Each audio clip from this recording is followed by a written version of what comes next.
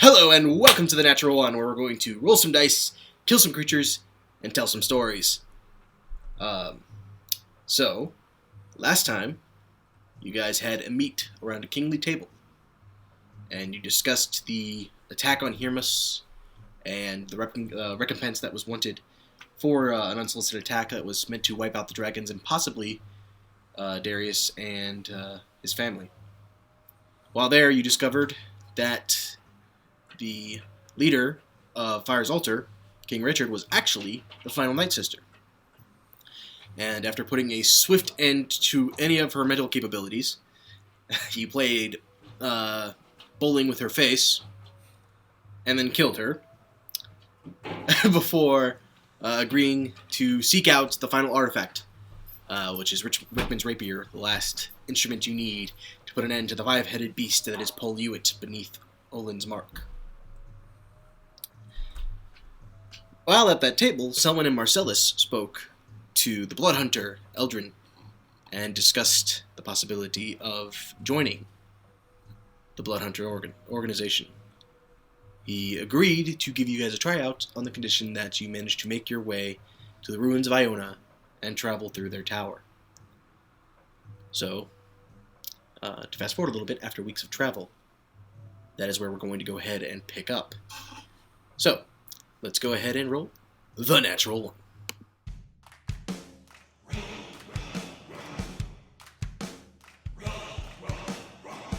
The heart of a hero beats within you. Stand up and do all you can do. Blades, bows, magic, and so much more. Peace, battles, friendship, war.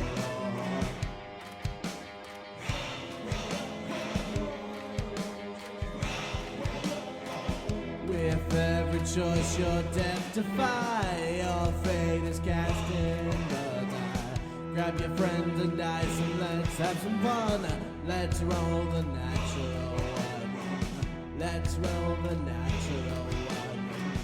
Let's roll the natural one. Let's roll the natural one. Maestro. And welcome back to the Natural One. So, after weeks and weeks, I'm so happy you're proud of yourself. It might have picked up the very end, but that was pretty good. Just cock Maestro. I learned in my second job that I wasn't aware I was hired for. After weeks of travel, you guys find yourself in the middle of a desert. The city has been dilapidated. There are no signs of life, save for one tower in the center of town, which is a scarlet red, just spire that sticks up in the middle of all these broken down and dilapidated buildings. Outwardly, there are no signs of life, except, just like I say, every other building is destroyed. This one stands in pristine condition. It's even clean. There's no dust or vine growth on the outside of it. It appears to be routinely kept. And that is where we'll pick up. What is it made out of? It's actually made out of marble that's been stained. Okay. Blood Hunter's got some money. Yeah, they got a little bread.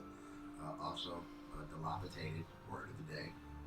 That was good. Okay, so we show up there with just Eldrin, or does he have any company with him, or? No, he did not go with you. You guys made your way there by yourselves. Oh, okay. Did he teleport there, or do we know how he got there? You don't know. Okay. Got it. I guess we just go in. I find it proper to knock first, but what the hell? And I'm going to check the traps at the door. Go ahead and make an investigation check. Investigation.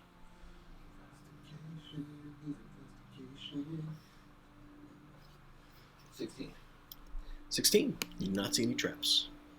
You do notice that the door is very, very old. You're not really a huge study of stonework and masonry, but you definitely see this has been here for a very long time, much longer than any building in Merchant's Haven or Hermos that you've seen. And it's just the tower, or is there any connecting? There are no connecting buildings to the tower, and the tower is the only thing still fully standing.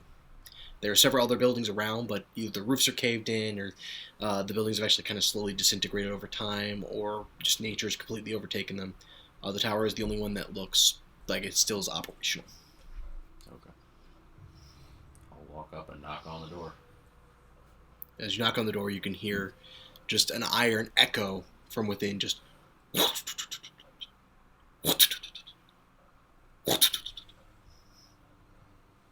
slowly. The double doors in the center creak open. Just inside, you see pitch blackness, and you can almost see something shifting in it. Hello? At your word, there's a brazier in the center of the room. Lights up, and you guys see a blue cascading light, white at the center, burning hot. You can feel the heat from as far back as you guys are. And are standing around this blazing fire. You see 10 hooded and robed figures, in the center of which is Eldrin, his hood is pulled down. And you can see his red eyes peering at you two from behind the darkness. I believe me and Marcelus are ready for the trial. So you are. Please, come in. I'll walk in. I follow him. As soon as both of you come in without anyone speaking a word or giving command, the doors slam shut behind you. Eldrin waves his hand, and a glowing, ornate signal of runes and magic appear on the wall behind him. He stands and gestures with his hand. If you wish to become blood hunters, you must dedicate yourself to our orders entirely, and everything we stand for. You will suffer a test of skill, a test of the mind, and a test of the spirit. Your first test is to enter a dungeon, within which there is a demon named Moloch. You will find it, and you will kill it. Then you will make your way to the next floor, and you will suffer another test there, and then the next, and then the next. Complete our trials, and you shall be permitted to join our order. Where is this demon? That is for you to find. Is there a time limit on this? You have 2 days. Where is the dungeon in question? Through here. He gestures to the runic door, which has appeared behind him.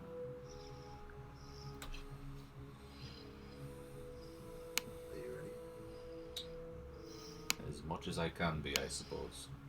Real quick, Eldrin, do we get those cool robes when this is all said and done? Do we want those cloaks? You will be one of our brothers, and you will have access to all we have. Okay. Excuse me.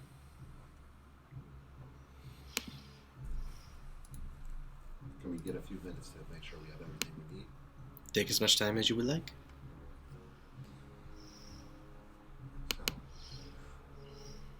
So with us becoming blood hunters,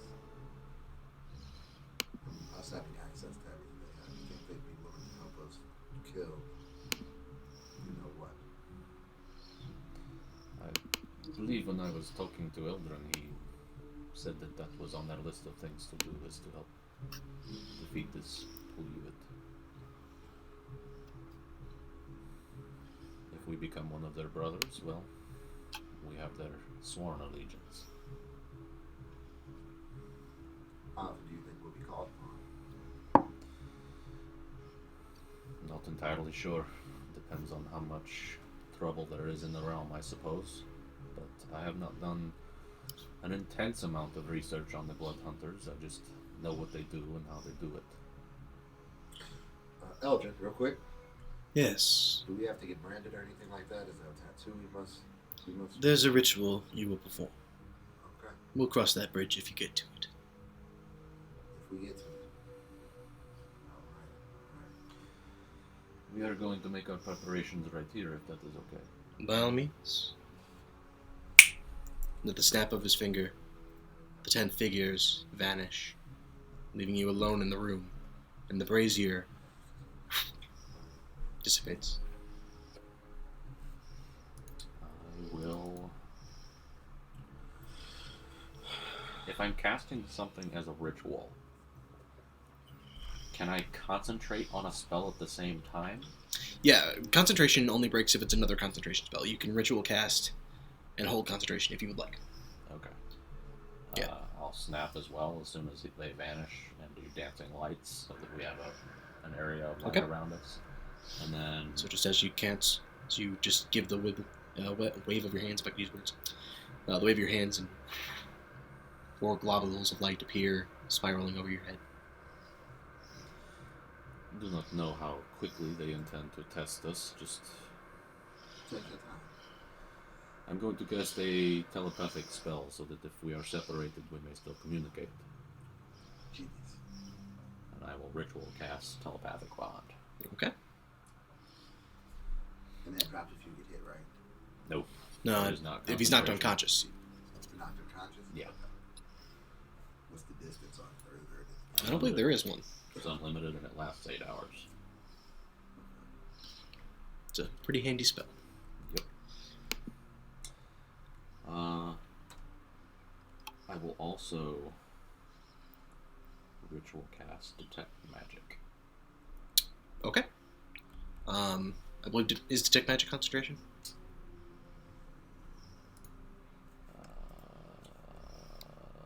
Yes, it is. So never mind. Okay. You may do so if you like, but your dancing lights will drop. I will cast. If you want to do that, I'll cast light on one of my daggers.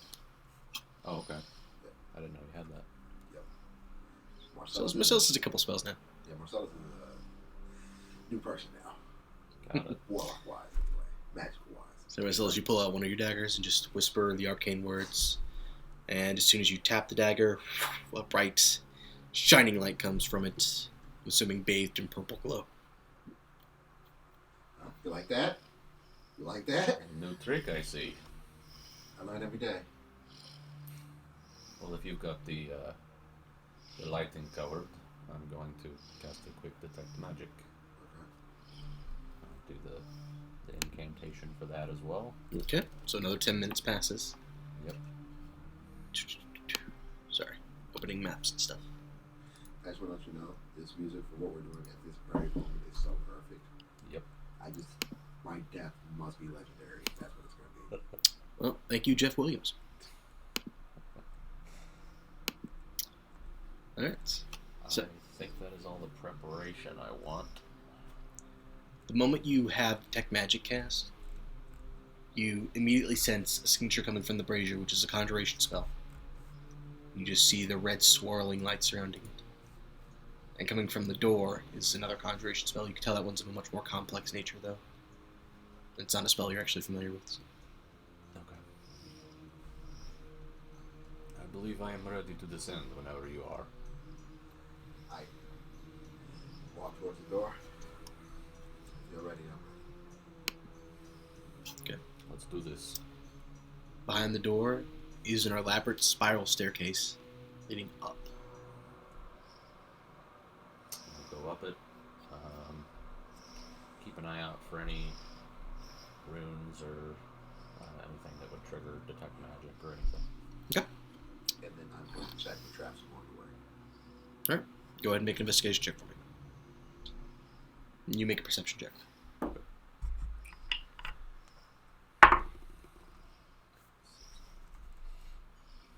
18. Okay. 28. Alright. You guys work your way up the spiraling staircase. Seems much taller than it should be.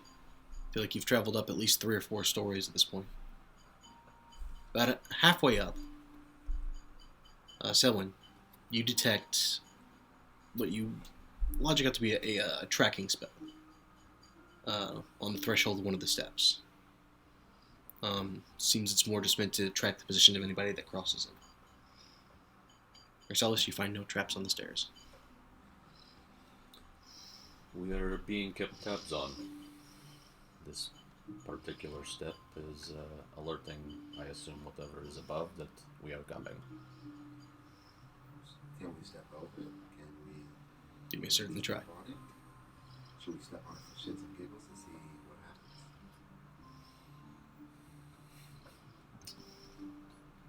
What would you like to do?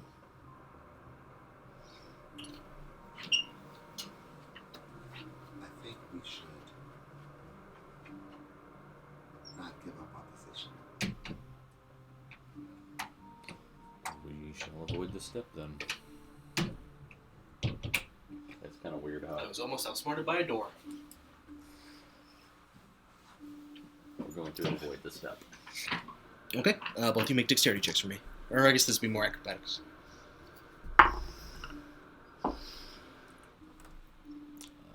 21. 21. 17. It's very awkward to try and make your way around it. Being that this is a spiral staircase, if it were more of a straight up and down, you guys could easily leap it. But just the position is extremely awkwarding and the steps are so wide. You feel like you might have dodged it. You're not really sure. You don't sense any trigger or anything go off, but you're not 100% sure if it would if you had activated it. Okay. How do you feel about that, Selwyn? Not entirely sure, but I feel like we... Enough said. I'm going to cast Pass Without Trace. Okay. So Marcellus begins to whisper the very familiar incantation at this point. So when you feel the familiar sensation of being sneakier than normal. Cat bathed in a shroud of shadow. Got it.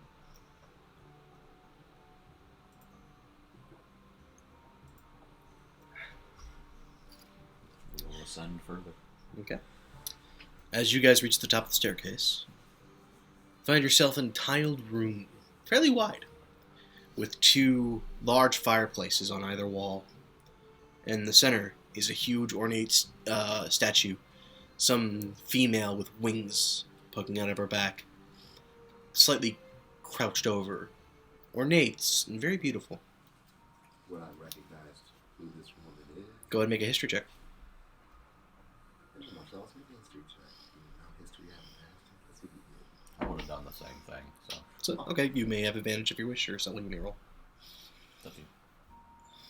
I like you. Why don't you roll? You should have rolled 15. 15? I got a 4. Oh. I got a natural 3. That's plus 12 to history. I gamble. Took the shot. So, you both sit there and look at it. Marcellus? You have no fucking clue who this woman is.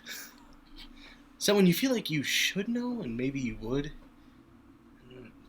It's just outside of the area. Maybe you knew it before you're intervening on the god's behalf when you were inventing your school of magic, but you're just not quite sure.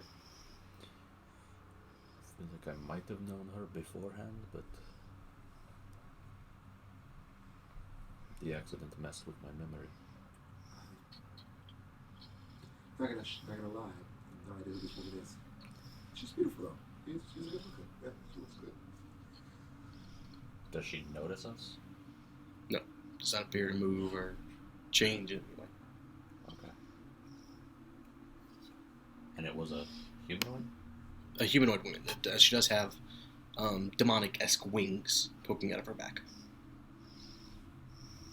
Maybe this is the demon in question, Malik? It could be. Maybe this is just a worshipful one. It's like they praise us and they put this here. Is my detect magic sensing anything from her? No.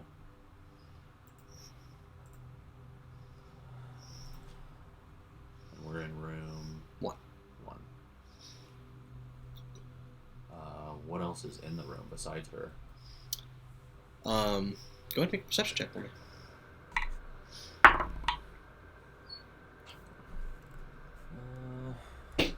19. So, there are 2 ornate fireplaces that are currently lit to either side of the room, to the east and west. Mm-hmm. There is a open archway to the south, and an iron door that is currently closed, leading to the east. Do we look like we might have... I'm sorry, one more thing I forgot to mention. Okay. The tiles are smeared in blood. Smeared? Smeared. Okay. Just long streaks and traces. Okay. That's... Does she look bloody? There are traces of blood on the statue. It doesn't appear to emanate from the statue.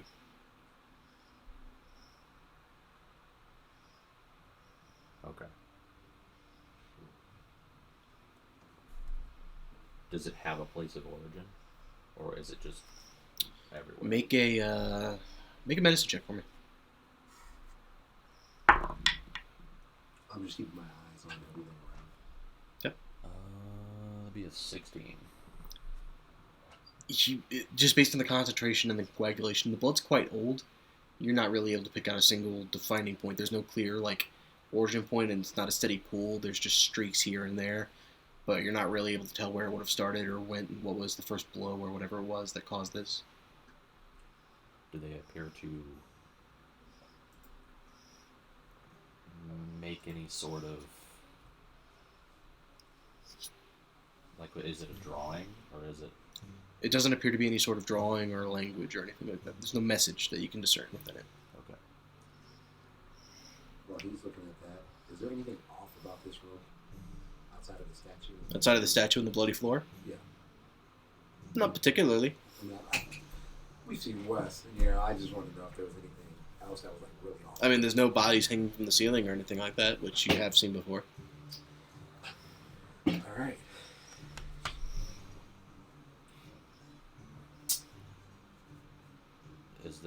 Does it look like there's an avenue in which we could just sneak past, or is the room lit, or? The braziers on the side actually are making it very, very well lit. So sneaking is a no-go, probably. You can certainly try. We can certainly try.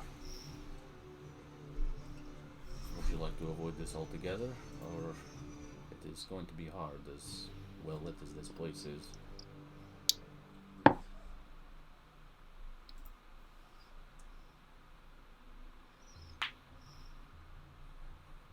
I'm going to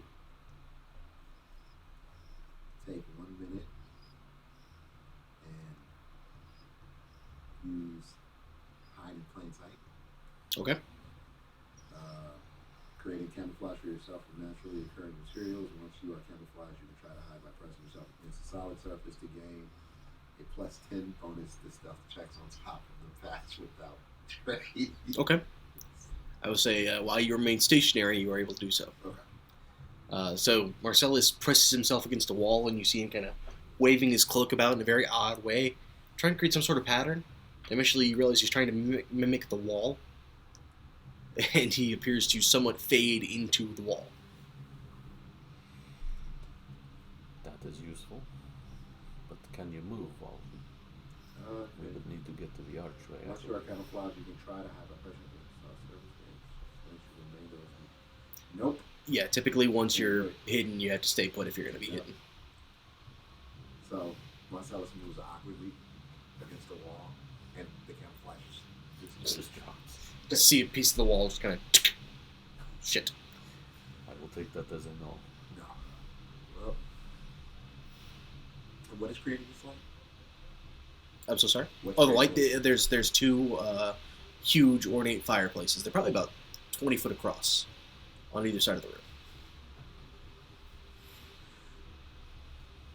I mean, even if we sneak across, or at least attempt to, we'll still be pretty well lit up. So, fuck it, Do we take it head on? head on. Or we can try and sneak by and I can have a spell prepared for if something happens. Let's try sneak. Let's just see what happens. You guys slowly move across the room. Are we making a stealth check or? We are doing stealth checks whenever you would be spotted. Okay. Though I appreciate the enthusiasm. Yeah. You guys make it across the room. No discernible effect. Detect magic is still not going off. Detect magic is not going off now. Okay. This door, does it seem trapped? Which one? We were going to the archway, right? Yeah, the archway. Okay, the archway has no door. Okay. Just open arch. Okay. And that leads us into room 2. 2. Okay. I'm gonna kind of peer down the hallway. Do I see any traps or anything? Go ahead and make an investigation check. As we would have passed by the statue, I'm going to see if there's any inscriptions or writing or anything on it. Okay. Go ahead and make an investigation check for me. Lots of investigation checks this morning. Yep. 25. 29. What languages do you speak, Selwyn? Abyssal, Celestial, Common, Draconic, Elvish, and Infernal. In Abyssal, you see the word, or rather the name, Korra, written on the base of the statue. Does that mean anything to me? Does not. Marcelus, you do not see any traps down the hallway. You do feel an unpleasantly cold breeze. Marcellus, does the name Korra mean anything to you? Does it mean anything? It does not. Even after all my time with Ilya, I've never had that name. It was written in Abyssal, so I can only assume that it is a name of a demon or a devil. Well, this should be fun. We have to slay a pretty demon. That's... Oh, what's ways to start the day? Is it me or does it feel like... And I'm going to much for someone to step towards the archway. He'll do so. Do you feel that cold breeze, that pick up of that? Having spent a little bit of time in the water material plane, you both are familiar with this bite of cold, but it is an unnatural chill that sweeps through you. Not deathly, just very, very cold. Okay. And you said it was a breeze? Yes. Okay. Yeah, not a huge wave, just kind of a small waft of air. Is Detect Magic sensing anything in the hallway where the breeze is coming from? What is the range on Detect Magic? It is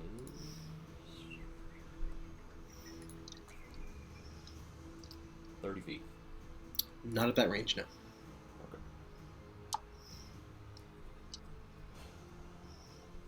Do you sense anything, so? My spell is not detecting anything. I feel like it should, but it is not.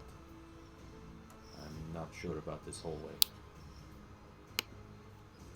Shall we check the other entrance? Yeah, that might be the best move. Because Okay. the other one was a door, right? An iron door, yes. Doesn't appear magical, and you don't sense any traps or anything magically installed into it. Just regular old iron door. I'll open the door. It is locked. Does the door seem trapped? Go ahead and make an investigation check. Don't think I have this done prepared for that. Ooh. Nope. 31. 31. The door does not appear to be trapped. Okay. I'm going to attempt to pick a lock. Alright. Go ahead and make a Thieves' Tools check for me. Let me see if I have anything for you before you do that. Okay. In checking for traps, Marcellus, you kind of just start pressing your ear up to the door, listening for any ticking or anything. You hear a small slosh of some liquid on the other side of the door. As Selwyn's pressing up against the door to do whatever he's going to do, I'm just going to kind of put my hand on his chest and move him back a little bit. I'm not exactly sure what I just heard, but there's a lot of liquid on the other side. Like, there was a whoosh, whatever on the other side. Like we are going to be engulfed if we open this door? Did it sound like that loud? Like, You're really not sure. I can't answer that question. So we have archway with unnaturally cold breeze. We have locked door with liquid on the other side.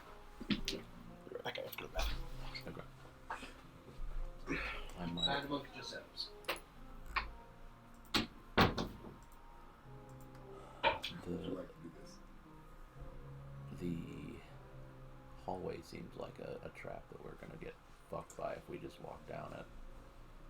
I do have water breathing if we want to go through the door with the liquid, but I don't know. And I can cast that on us both.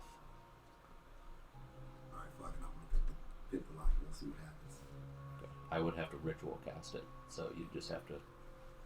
Alright, so I'm gonna take a few minutes and let you do your thing. Okay.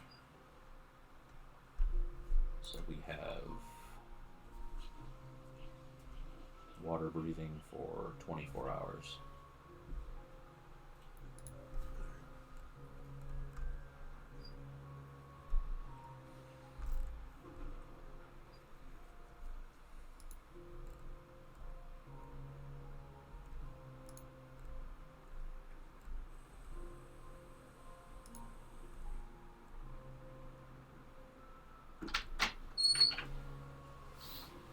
Sorry about that. So what'd you guys decide? I'm going to pick the lock, Alright. and he's going to cast water breathing on both of us. Okay. So once I believe that is concentration. No. Oh, it's not? Nope. Okay then. It is a ritual though, so I would have to I'm ritual gonna give cast him it. the time to do it, and then I'm gonna go ahead and do it. Well, you don't have to ritual cast ritual spells unless it's not prepared. It is not prepared. Okay, yeah, then you do. That's supposed to be. Yeah. So I'm gonna wait, but I just don't roll. Okay. Yep. Go ahead and make a tinkering check for me based on dexterity. Ooh.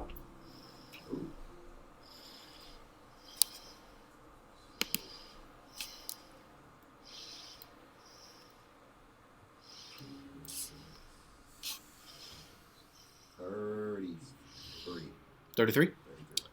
You kneel down, and after about 5 seconds, you hear Marcellus just. Nice work. Getting better and better as the years go. You know how that goes.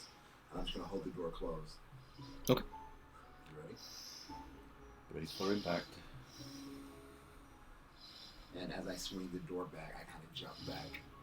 Okay. A little bit. You swing the door open. You look in. There's nothing rushing out. About 2 or 3 inches below the ground you're standing on, you see a huge room filled with water, with 4 floating platforms in the middle, appear to be made out of some type of wood or raft.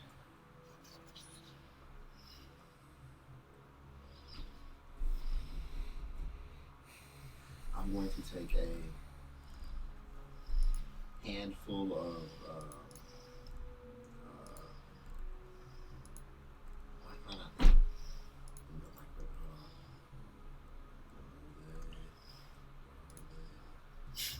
Ball bearing. Take a handful of ball bearings. Okay. No, I'm just take one ball bearing and cast light on it and throw it in the water. The light vanishes from your dagger. A second later, appears in the ball bearing. You toss it. You see the light slowly descend into the water and swallow up by the darkness. How far down did the light went before it just really got swallowed by the darkness? Could have been 15, 20 feet. Might have been more. It's not as shallow as I thought it would be. Which means there could be something living in there. I'm willing to bet there is. I'm going to cut my hand a little bit Okay. and squeeze it on a handful of ball bearings. And I'm just going to watch them across the room. Okay. You just see across the water, there's ripples. For a long moment, you wait. Nothing happens. Then in the center of the lake, you see, or so the center of the room, I should say, you see almost like a great big gulp underwater.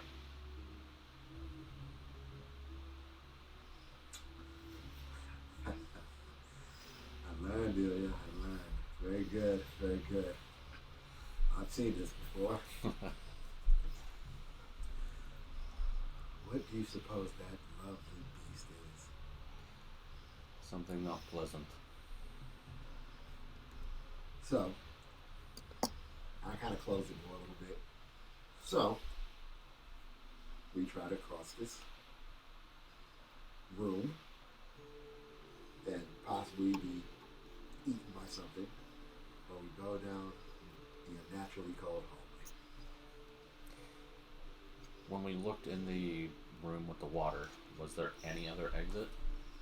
Yes, there is a door basically across the room on the east side, and a door to the south.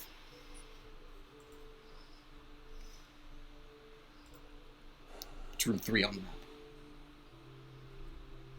I could cast fly on us, and we could just hover above the liquid. Although I do not know if said creature can sense anything above the water. Or we could take our chances with the hallway.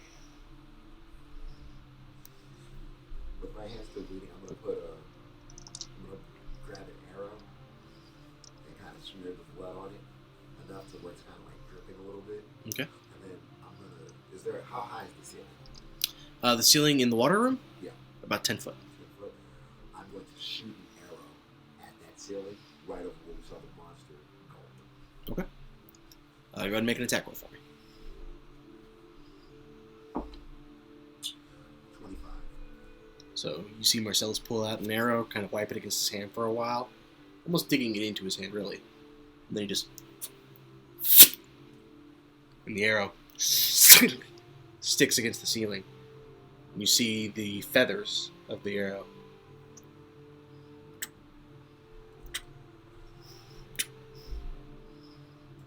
The water beneath has a small red tinge to it. Come on. Get up there and get it. Get up there and get it.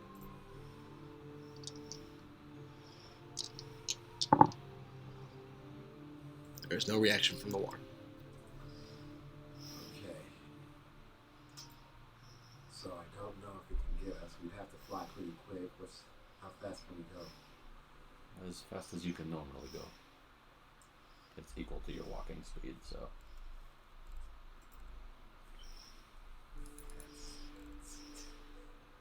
So minus 30. Okay. You're 35. Yeah. Okay, I'm 30.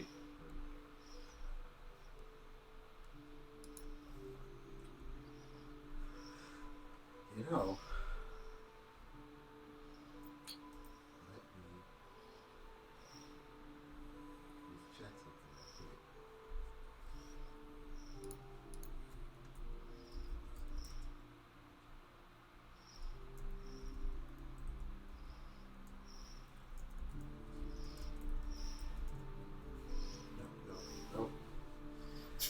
real quick. No. You said those doors look open? Or are they closed? The 2 doors in room 3? Yeah. Are these two are they? Let me see. So the door to the south is another archway. There's no door inside of it. The other door appears to be a simple wooden door.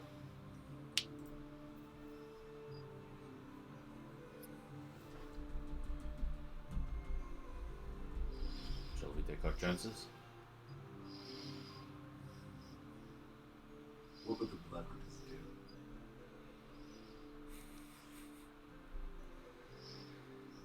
Well, the blood hunters have no fear, so I think they would take whatever first thing they saw. Then let's do it. Are we going through the breezeway then, or the hallway, since that's the first thing we saw then? Let's go through the breezeway. Alright. Okay, so you guys go back down into room 2? I'm going to close the door and attempt to lock it again. Okay. Go ahead and make another Thieves' Tools check for me.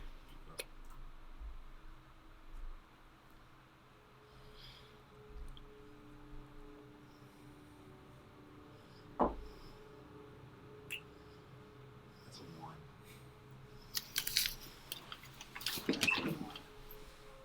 Oof. Glad it was just an attempt to lock. So you stick your Thieves' Tools inside the lock. You're thinking so much about what you're about to do and not what you're doing that you hear a Damn it! You look down and you have broken one of your lockpicks. I just... Oh. It is alright. Fortunately, they are fairly cheap. Yeah, I know. This is specifically for this one. Alright. Was this your lucky set? No, it's just a set I really liked. You look down, you see they're golden emblazed. They have Marcellus etched into the handles. All right, let's just go. Let's just go. You guys head down into the ice tunnel, and as you do, you find yourselves almost on top of what could be a frozen lake. But the floors are completely made of ice. It's very difficult for you to move around easily. And there are several jutting ice pillars. Why do I feel like we should have? Let's. I know what you're thinking. I've been thinking it since I got here. Why, oh why, didn't I take the blue pill? I hate you so much. Okay. So as we carefully are walking through it, do I notice anything moving beneath the ice, or anything moving Make a perception check along for me. the ice?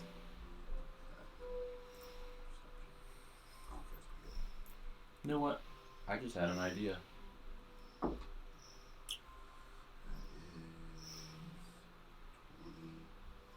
26. Okay.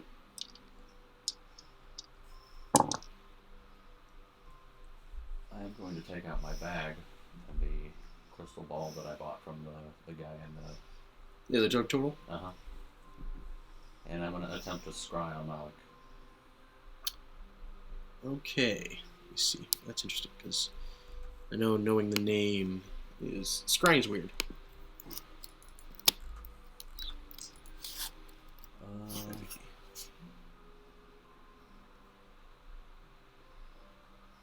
So it would get a +5 to its save, since I have only secondhand heard of it.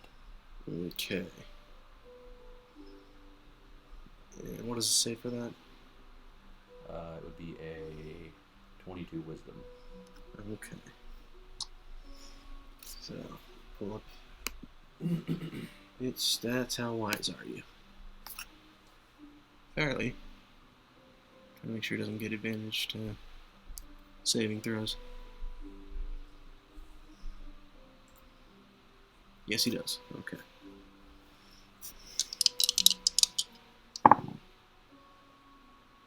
Doesn't help when he rolls like shit, though.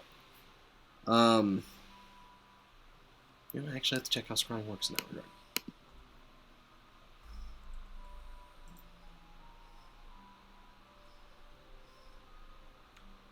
It creates an invisible sensor within 10 feet of it. You can see and hear through the sensor as if you're there. I was just saying if you saw the location, if you hadn't been there before. Okay. You see a horned demon. I believe it's quite large, actually. Yes, he is. Sitting in the middle of what appears to be some weird vortex. You see streaks of red and black swirling around him constantly. Would the vortex mean anything to me? No, this is news to you. Okay. What does the room itself look like, or can I see that far? It's not actually... I mean, it is a room, but the room is encased in this vortex. The floor, as far as you can see, is made of the same tile flooring. But the walls, instead of being walls, are that swirling vortex I was talking about. Almost like a... kind of think the Final Destination platform in Smash Brothers. Okay.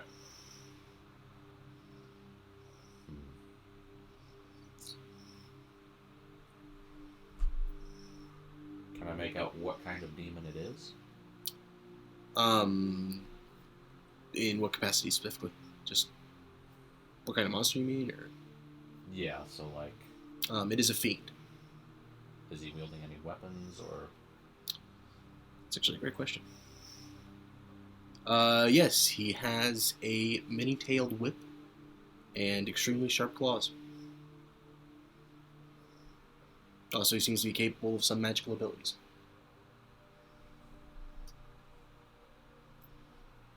Got it. I would relay all that information to Marcelus.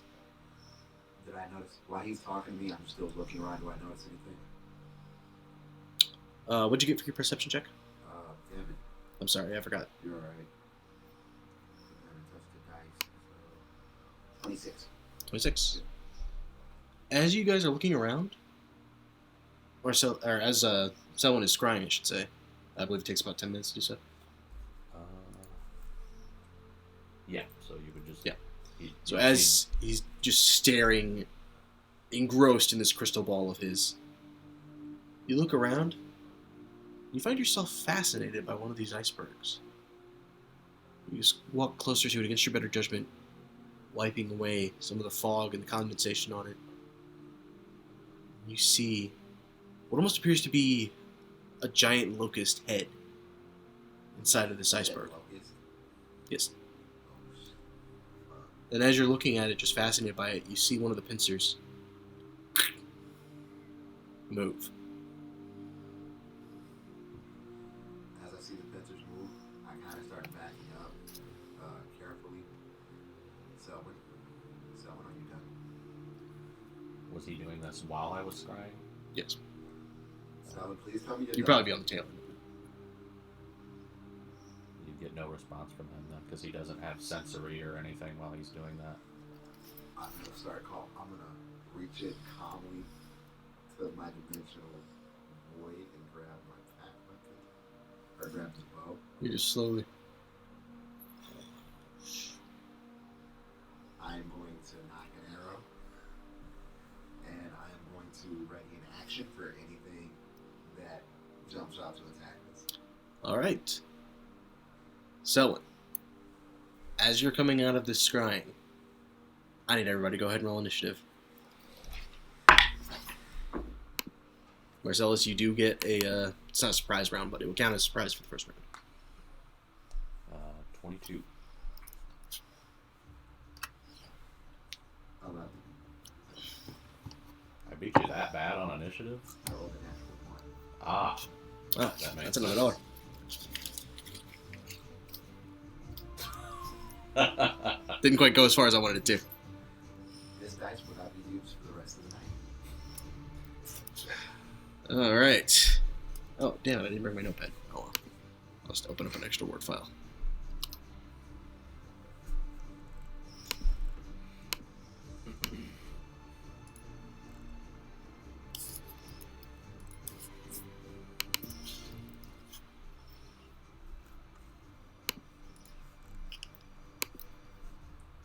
Sorry, double checking hit points and stuff. Wow, this was a busy sheet the last time I used it. There's like 50 names on here. Oh, this was the Night Sister fight. That explains why there's 5,000 names. Oh no, this isn't the Night Sister fight. This was back in Hermos.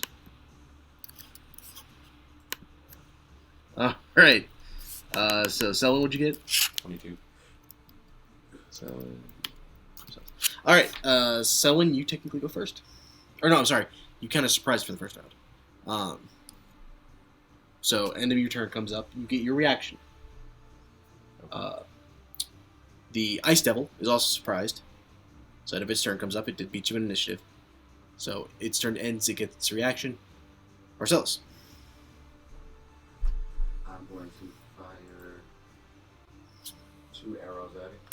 There's 1 arrow, 2 arrows for my surprise round. It's a full round, so you get to do all of the stuff you would normally do. I'm going to fire 2. I'm going to bonus action Hunter's Mark. That's actually... Yes, absolutely. Yeah, You get it's a 3, normal right? round. Did you get 3 on the first round? Yeah, I get 3 on the first. And then I'm going to fire, 3 arrows, yeah. Sorry, I'm pulling up the map.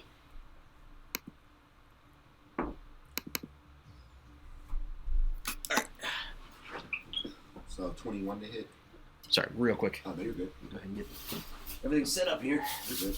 I didn't cut up these pieces of styrofoam for nothing.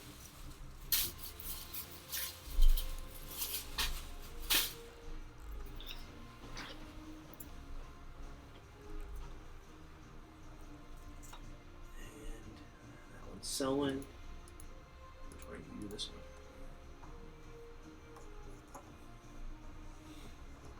Alright. Alright, cool. Do you like my shitty icebergs? Yeah. That's actually pretty cool. They look more like fucking amoebas. Alright. So 21 for the first one. Okay. Are you going to move back? Because you are in melee range with it. Yes. Alright. So, yeah, I'm gonna move that. I'll take the opportunity. Okay. Just the 5 feet. Yeah, that's fine. Now, it does take an opportunity attack. However, because it's still encased in ice, it is a disadvantage. Okay. Actually, let me double check. I need to make sure how his attack works for sure. Because I was confusing monsters or something. Okay, no, I'm right. So it takes a bite attack at you. That probably hits. That's a natural 18. That's my request. So 28 is its total. Yeah, that hits. I'm gonna say that. So it was a natural 18. Yeah, okay. So yeah, just it bursts out of the ice. Its pincers go wide. Fucking what? You take. That's 9. So 14 points of piercing damage. And 10 points of cold damage. I am immune. Oh shit, you are. So just I actually forgot about that. That's really funny. Yeah. Yeah? I genuinely forgot about it. That works out really well, actually, because they wouldn't know. Yeah. So, just as it's piercing latch around you, you feel the piercing damage, and then you feel the cold, and the ring shines with a bright golden light as it just absorbs the freezing cold. Good shit. That was good. All right. So, what was your attack? The first. Well, hold on. I actually have advantage on attacks. So Oh, yes, you do, because you backed up. So, yeah. 21 is the first. You hit. Okay. Did you roll 3 times per? Yeah. Okay. Yeah, because he's got that elven accuracy. So this one is 26 in the first roll.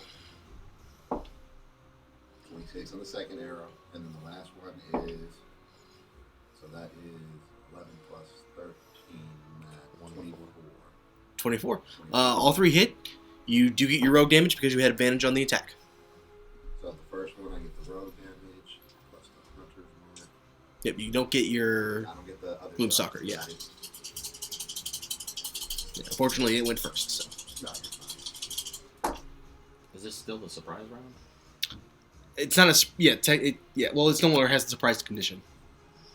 Yeah, because the way surprise rounds work is it's still initiative order, but at the end of your turn, you're no longer surprised. It's a little bit weird, but I get why they do it that way. So 15 for the first hit. For the first arrow with the damage, with the rogue damage. Okay. 15. Brain do math. There we go. 15. That's good.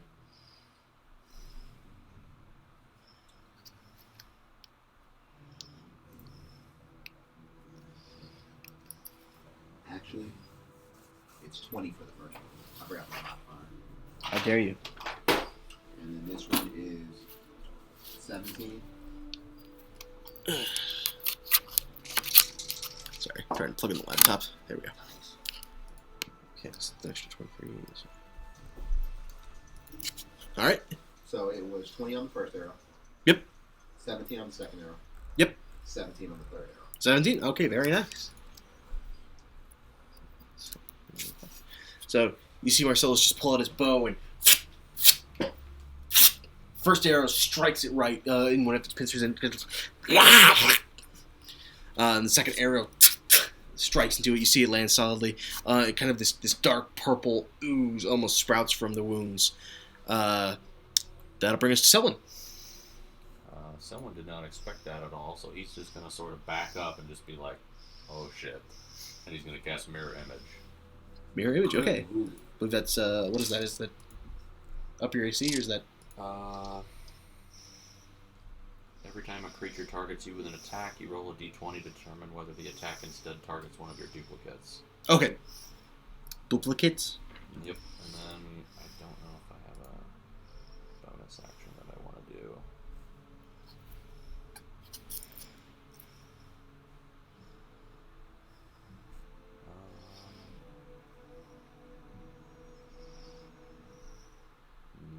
No, I don't think so. Okay. So you see someone just kind of back up in a panic and just... Nah! And all of a sudden there's like 4 Selwyns surrounding him, and you're just like, the fuck? Okay, cool trick. Cool trick. Seeing that the cold damage did not do what it wanted to you, Marcellus, it instantly is going to turn... I wonder if we can get both of you in this. Probably not, but I'll see.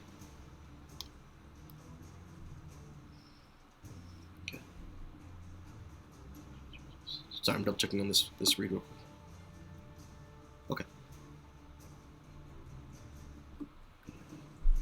Alright. So all of a sudden, a wall of ice appears from behind you, says, actually pushing into you, and I need both of you to go ahead and make a dexterity saving throw.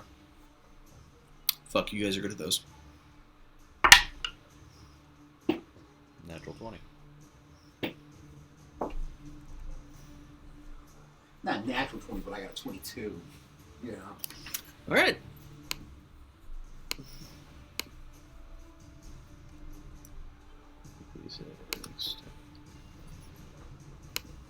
So as the wall just smashes into you guys, you have evasion, don't you? I have uncanny dodge. Okay. So the unaltered damage was 32 hit points. So because you both made the save, it's 16. Okay. Can I uncanny dodge? Yes, so that would bring you down to 8. So just as this wall of ice juts up behind you, you see Marcelus do this weird kind of pirouette in midair, like trying to absorb the damage as much as possible. Just going, the fuck are you doing? What kind of damage was that? Cold damage. Cold damage. Yeah, you don't... Motherfuck you. Aha! Give me that 8 back. Selwyn's going to use Absorb Elements. You can absolutely do so. He still takes half, but then it stores it in his blade for the next hit. Alright. Let's see if I can do this while being... Where did my... Give me? There we go. Trying to see... Where are you trying to go with that? Back this way. Oh, the wall. Yeah. Oh, okay. Okay, there we go. And then it's only... So you guys are actually pushed 1 block forward. Towards it? Yes. And that wall of ice is now there. I believe that's all it can do for its turn. I want to double check. Yes. Yeah, okay, that's it. So that'll bring us to Marcelus. When he did the Absorb Elements, by the way, I forgot to say this. He has a new blade. Oh, yes, he does. I forgot about that. And absorb the ice that... So Marcelus pulls out this pure black quarterstaff. Or no, I'm sorry, dual blade. dual blade, thank you. Dual blade, and just spin it around, and you see it kind of glow with the blue energy from the cold damage. Marcelus. Okay, so we're all doing new things, so let me try. We're all doing new things. I am going to cast Mind Slipper. Okay. Is it a save? Intelligence save of 15. You drive a disorienting spike of psychic energy into the mind of one creature you can see within range. The target must make an intelligence saving throw. Unless the saving throw is successful, the target takes 1d6 psychic damage, and the first time it makes a saving throw before the end of your next turn, it must roll a d4 and subtract the number rolled from the save. And then at this level, it would be 4d6. Well, I rolled a natural 20. Bitch. Fortunately, it has advantage against saving throws. That's fine. It's a cantrip. Does it do half? Or no? No, cantrips usually don't. Yeah. No, doesn't do anything. Okay. Alright. Let's try Marcelus. Anything else you want to do? Bonus action disengage. Okay, you can absolutely do so. Now, and then I am going to move on that side of the ice wall. This? Or, Yeah, okay. all the way back. Alright. Alright. Selwyn. He is going to... Oh, that blade is sweet. Yeah, I just got that. That blade is pretty fucking sweet. Yeah.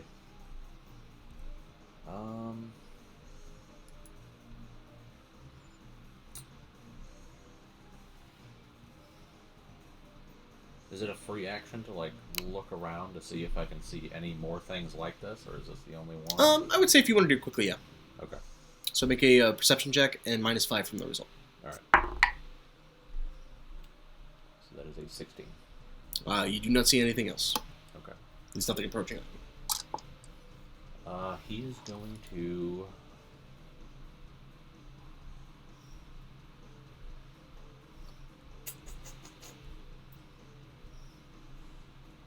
He's going to use one of the new spells that just came out. All right. He's going to use Ego Whip. Ego Whip. Okay, I'm not familiar with that one. Apparently, DJ is. Yeah, I read through all the new spells.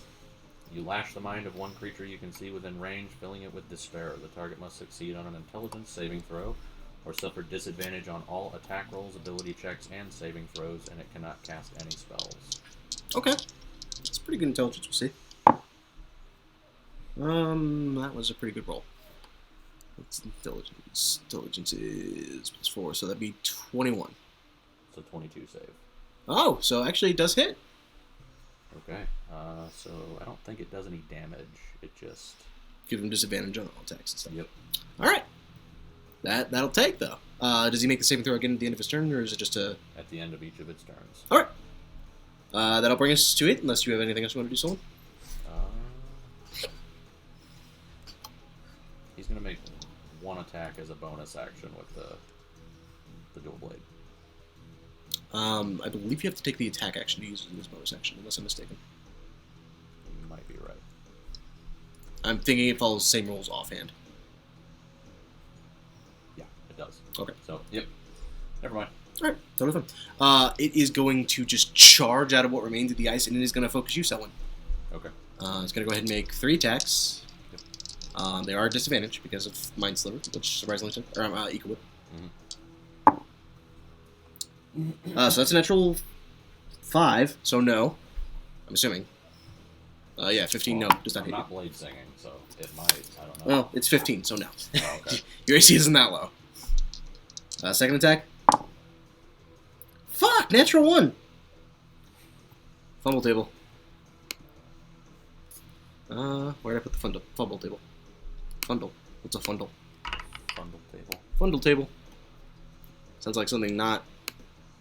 Also, I should clarify, just in case it ever comes up for whatever reason, because Kappa laws are stupid, this is not a kid-friendly channel. Our content is not intended for children or enjoyed by them. Anytime you call your DM a cop maestro at the beginning, I don't think it is. You know what? I would agree with you, but Kappa laws are really fucking stupid. I might have to delete my gaming channel. Alright. What's the name of the gaming channel so I can follow? Morons Gaming. Thank you. We have like fucking 50 subscribers. Nobody watches it. Alright, that is a 13. What does it do? Oh, of course it does. So you just see its bite, and actually it unhinges its jaw too much, and you hear an unpleasant snap come from within the creature. And it hurts itself for 6 damage. Alright. So that was its second attack. Third attack. Oh man, that disadvantage worked out really well for you. Natural 2, so no. Got it. I was all over the place that round. Ego Whip. I was rolling 18s and 15s. Unfortunately, they were coupled by 1s and 2s. So yeah, it is just unable to land a hit at you, and you just see its mind seems drunk almost and confused. It's just all over the place. Does that affect saving throws? Yes. Okay, so they're disadvantaged too? Mm-hmm. Okay. So natural 8. I think its intelligence is 4. I didn't mean to do that. Yeah, intelligence is only 4, so no, it does not make that saving throw. Alright. Marcelus. I am going to... You see Actually, Marcellus it's kind of move out Mhm. 15 feet so you can have range. Okay. And he is going to cast Sacred Flame. Sacred Flame. Okay. Is that a saving throw? It is a dexterity save of 15. And it has disadvantage. Its dex is pretty good, though. That is a total of... Brain, come on. 22. Let me check see if it has- I'm sorry, I'm retarded. It's a straight roll because it doesn't have advantage. Okay, so that was a natural 8, so no, it fails. It fails. Okay. It takes 4d8 radiant damage. I literally said the words, it doesn't have advantage, and then I rolled with advantage. Alright, so let's see. Big bucks. Okay, not bad. It takes 16 points of radiant damage. Very nice. 8, a 6, and a 1, and a 1. So you see Marcellus just wave his hands around, and the golden light of Iona shines through where he holds his hands up, and just a white hot flame engulfs the creature. It shrieks out. That is going to go ahead and bring us to Selwyn. Selwyn is going to do another upward flourish with his new blade and cast Booming Blade. Okay, go ahead and make your attack roll. Everybody getting sexy tonight. I remember Booming Blade all too well. I remember Lulu. That's a 30 to hit. Yeah, okay. We're going to do a 3rd level smite on that as well. Get all of that! You're gonna take this smite! So that is 12 slashing. All right.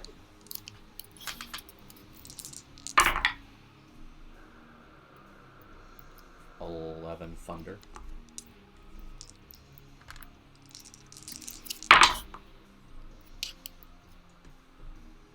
That was almost a max damage smite. 8, 8, 8, 6. Damn. So that'd be 16, 24, 30. All right. So as Selwyn, you run up to it, and just there's a flash of the familiar energy trailing from his eyes as you spin your black rays around and just slash it across just right across the face. You actually tear one of the pincers off of its face, and blood comes pouring from the wound. It's definitely considered bloodied. He is going to move. Okay. Moving out of range, it does get an attack of opportunity on you. Right. He's going to move over here. It's still a disadvantage because of that fucking spell. Yep. It's a natural 8, so that's 18. Nope.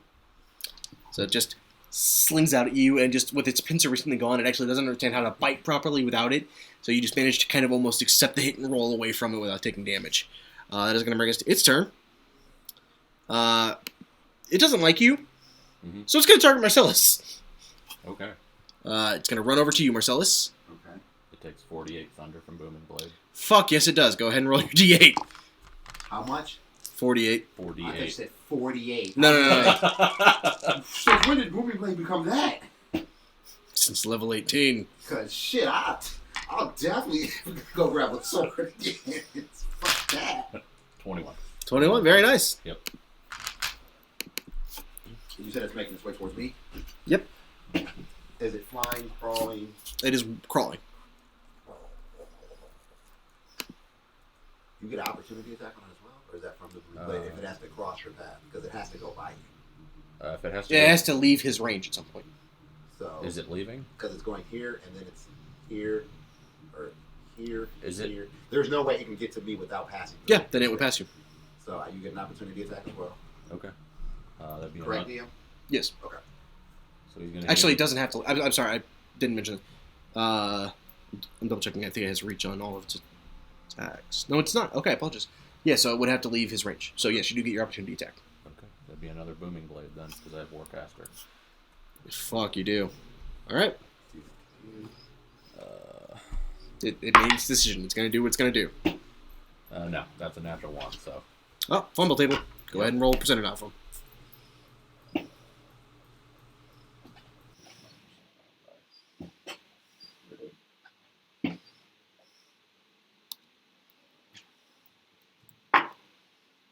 $82. 82. So, just as you swing out of it, there's a weird spark that flies from your blade and hits you right in the eye. You feel slightly dazed. So, it's not your turn, but it would end your turn, and it moves you to the bottom of the initiative order starting next round. Okay. All right.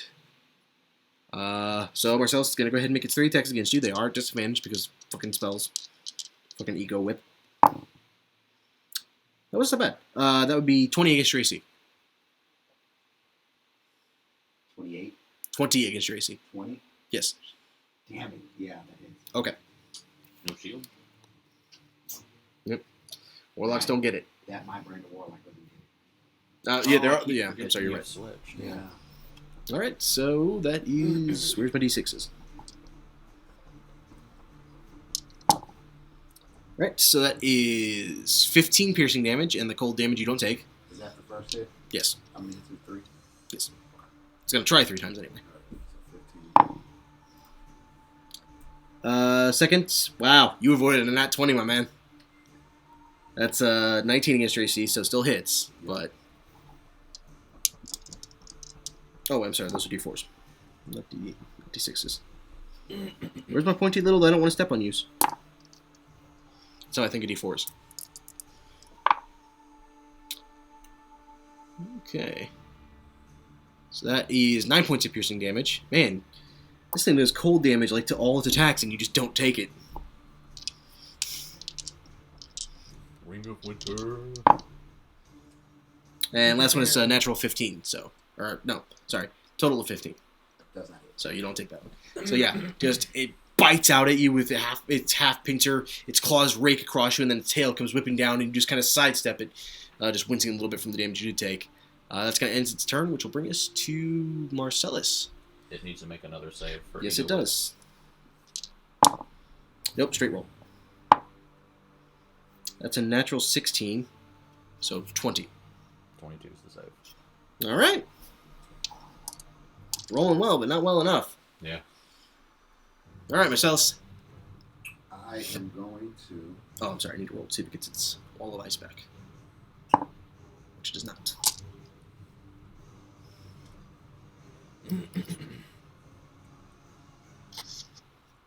Bonus action disengage. Okay. Hey, where do you want to go? Let's just go back for this. Right there. Yep. Okay. And I'm going to Eldritch Blast. All There we right. go. Say it, Warlock.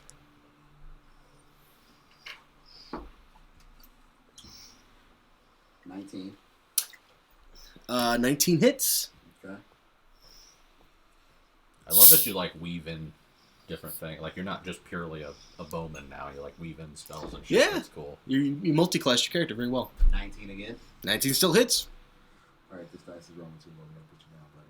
I don't- Really? The other one rolling ones all the time? That dice will never be used. Won't be used again.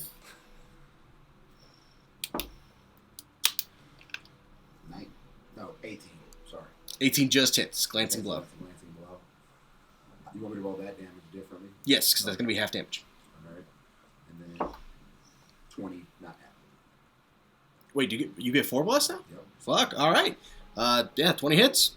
Okay, so I'll roll the half damage first. Okay. Yeah, Eldritch Blast really is like the cool Warlock spell. Yeah. Oh no, that's a D12. I was going to say, what you rolling D12s for? Yeah, that was my D10. Here we go. So that is 1 point of damage. All right. It happens. So the other 3. Good one to roll half damage on. Yeah, that's true. I need to make 2 concentration checks to see if I still have 100 mark up.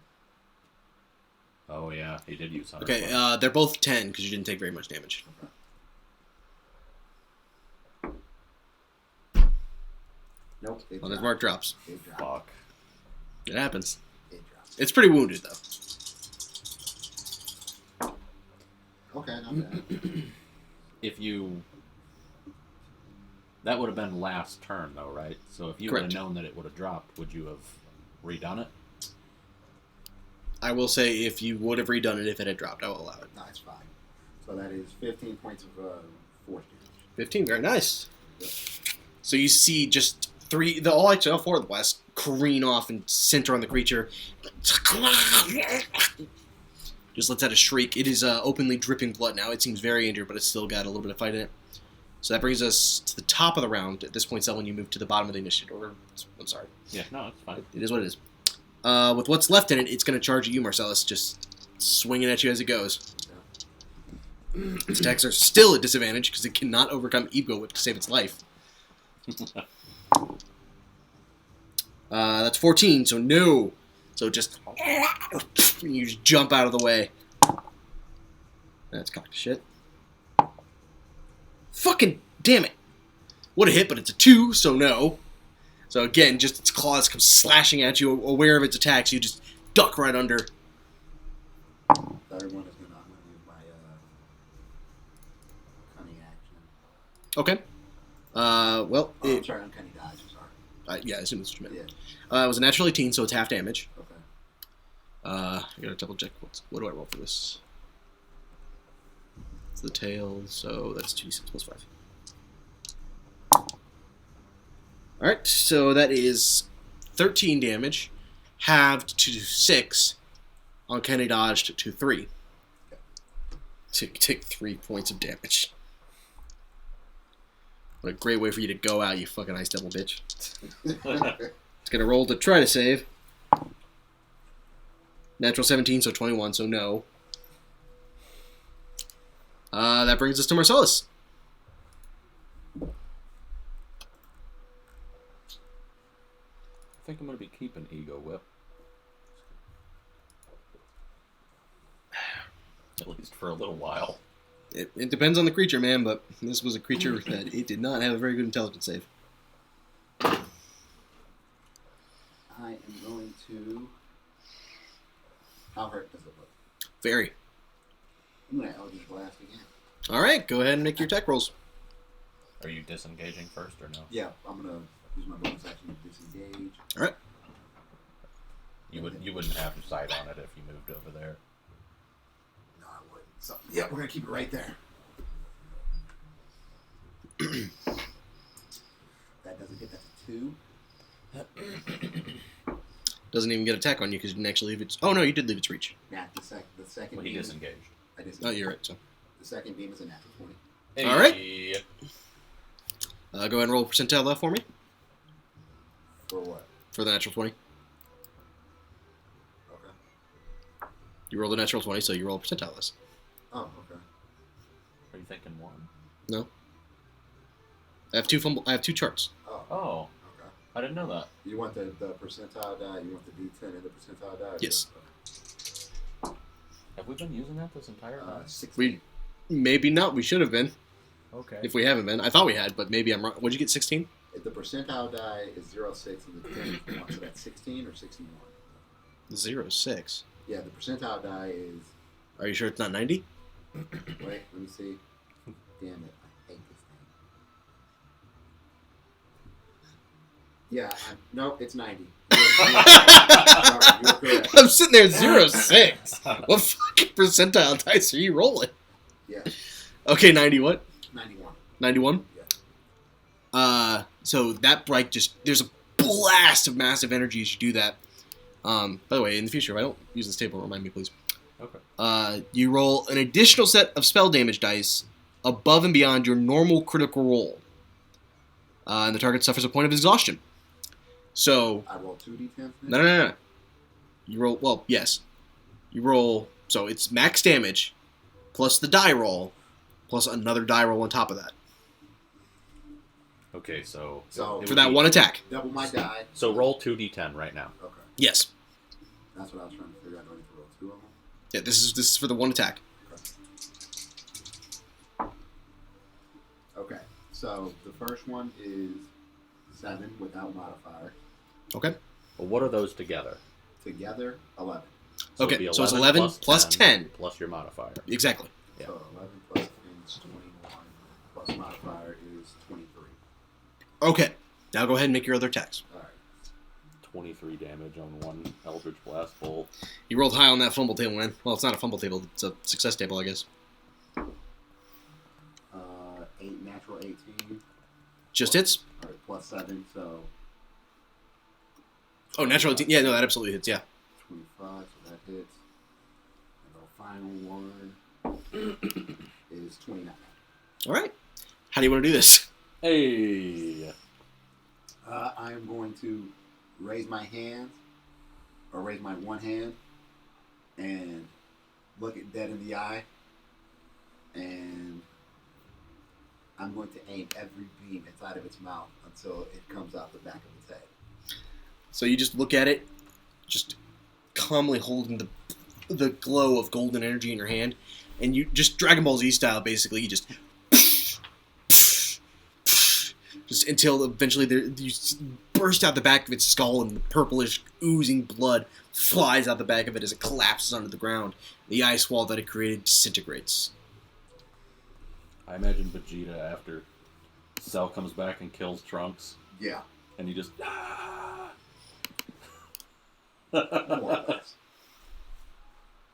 And I just scream in the cavern to Selwyn, "Are you alright, friend? I'm good. It couldn't really hit me. Must be nice." Yeah, imagine that. And I'm going to cast a level 1 Cure Wounds on myself. All right.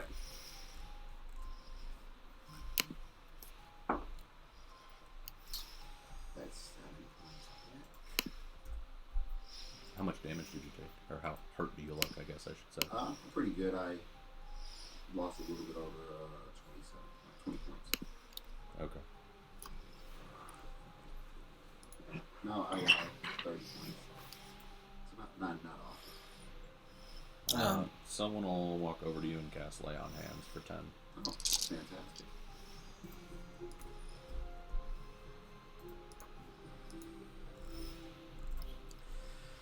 All right, that room was fun. Yes, it was. Can I inspect the creature? See if there's anything. If you'd like to. Sure, go ahead and make an investigation check.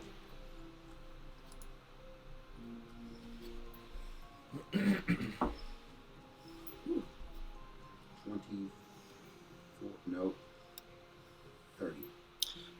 You don't find any items exactly. It's a weird alien physiology with just a strange exoskeleton, some very, very tough skin.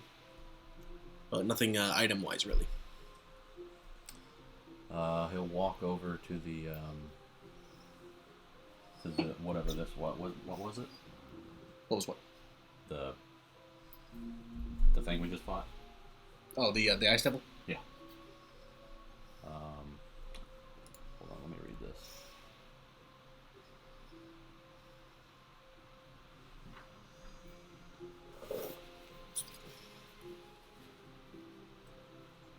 Okay, never mind. All right. Never mind. As it's worded differently than I thought. Yeah. Really, D&D spells worded weird. I don't believe you. Yeah. All right. So there is a new door to the east. It's an iron door. It does appear to be locked. Can I check the traps? Sure. Go ahead and make an investigation check.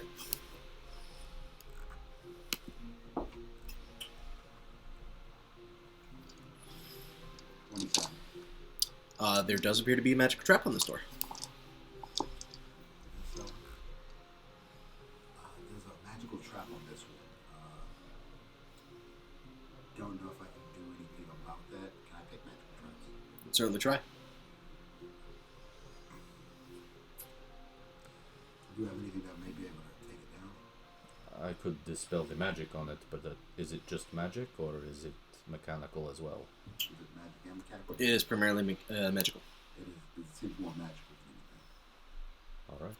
I will trace a few arcane words in the air and cast a spell magic on it. What level? Let's go. Oh my god.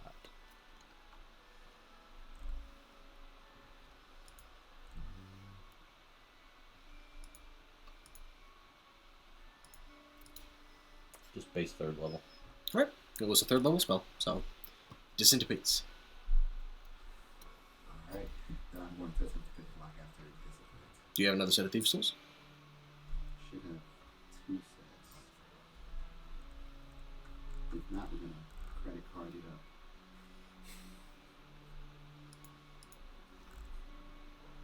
Oh, you motherfucker. I only have 1 set prepared. Nope. We're gonna improvise. Yeah, we're gonna improvise. I'm gonna guide with this shit. Okay. Just looking around, you try to find some ice shards you might be able to use in place of it. Go ahead and make a Thieves' Tools check. You do not add your proficiency, as you are not proficient with ice chunks. Okay.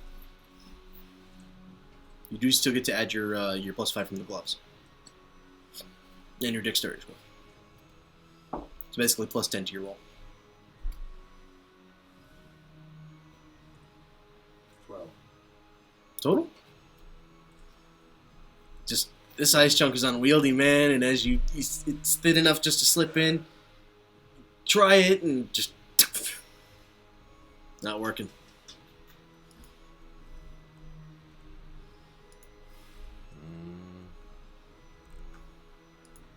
Well, this sucks. Give me a moment. Let me see if I have something else.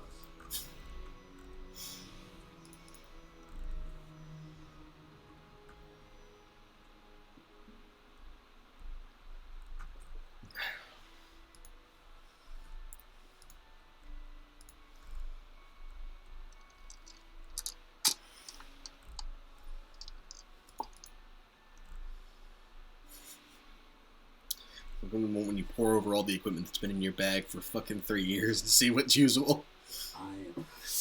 I have so much shit. Well,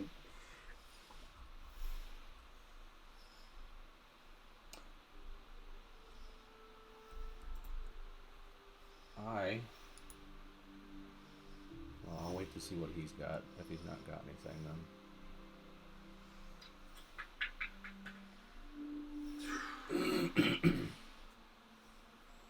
I got a crowbar. And a hammer.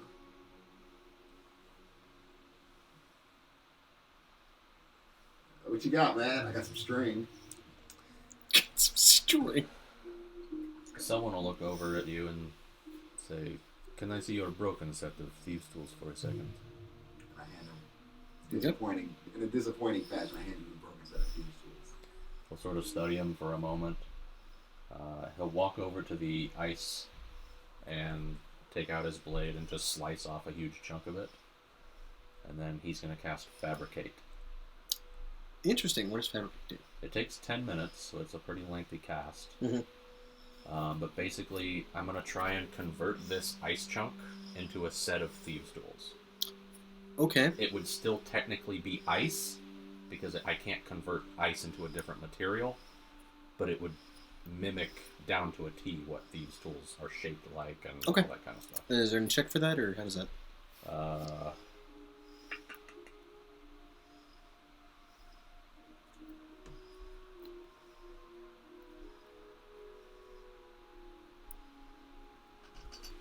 No. Alright. So, over the course of 10 minutes, someone eventually hands you a set of ice thieves' tools. So, I don't know what to say. It won't last long, it will melt, but... Of course, and I'm going to attempt to pick the lock. Alright, go ahead and make a thieves' tools check. You are proficient in these. Yes! That's cocky as shit. Not as great. 38. 38. You see him kneel down and just... Despite the fact that the cold should be burning his hands, he's managed to sing without any issues whatsoever. And you see him...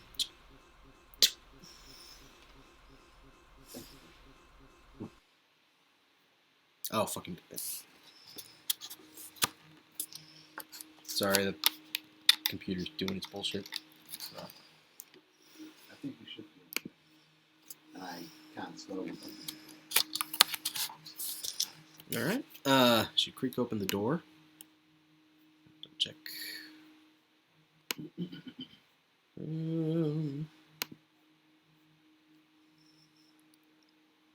So inside, you see there are 4 indentations in the wall, and 5 straw statues are placed in the center of the room.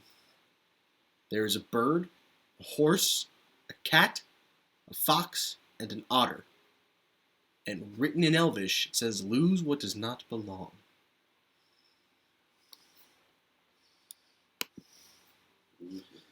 Let's see if I can fucking figure out why this thing is being a bitch. Well, there we go. Now you guys are back. I hate when OBS does that. What do you think this means? Well, it's definitely a riddle of some sorts, so now we gotta figure out what we're losing. That doesn't belong. Is there anything that stands out about the sculptures of the animals? I mean, they're not sculptures. They're weaved out of straw. But beyond that, there's nothing in particular. Well, go ahead and make a survival check. Survival check. Or I guess it's being nature, really. So the nature of survival. Nature. Nature, 15. I mean, there's a few differences. Can't really ride a bird or a cat or a fox. Some of them are flying animals, some are water animals, some are mammals.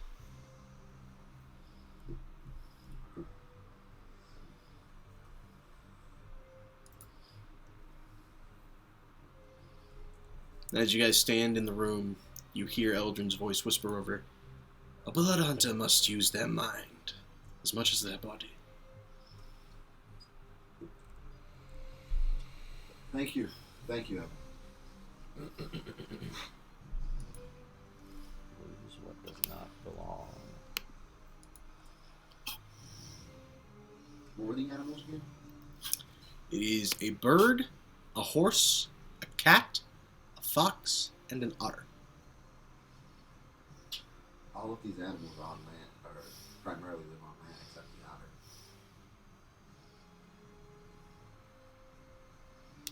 Are they all like on one side, or are they? They're in the center of the room. They're all in the center of the room.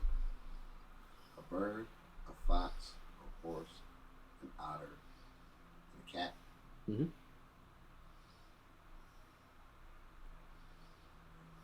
Or the bird. That's the only one that has 2 legs instead of 4.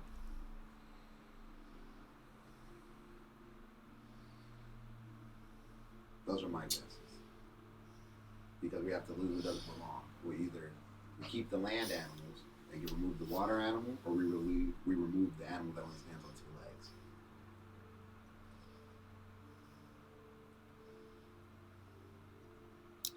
Why don't you go ahead and make an intelligence check for me? Oh, man.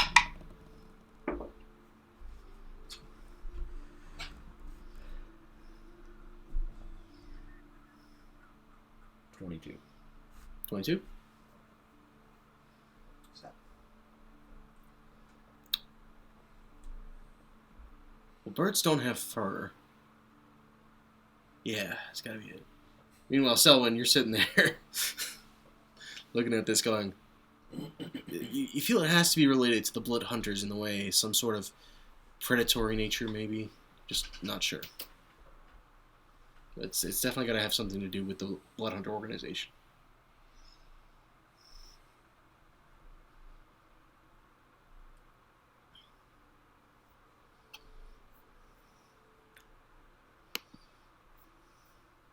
I'm not sure.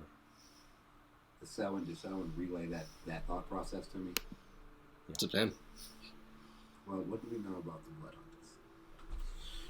We know that by nature they are able to remove certain creatures from this realm without any question.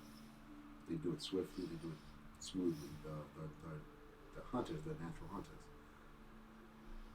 So if we're talking about natural hunters, there's only one creature here that does not hunt. It's the horse. This is true.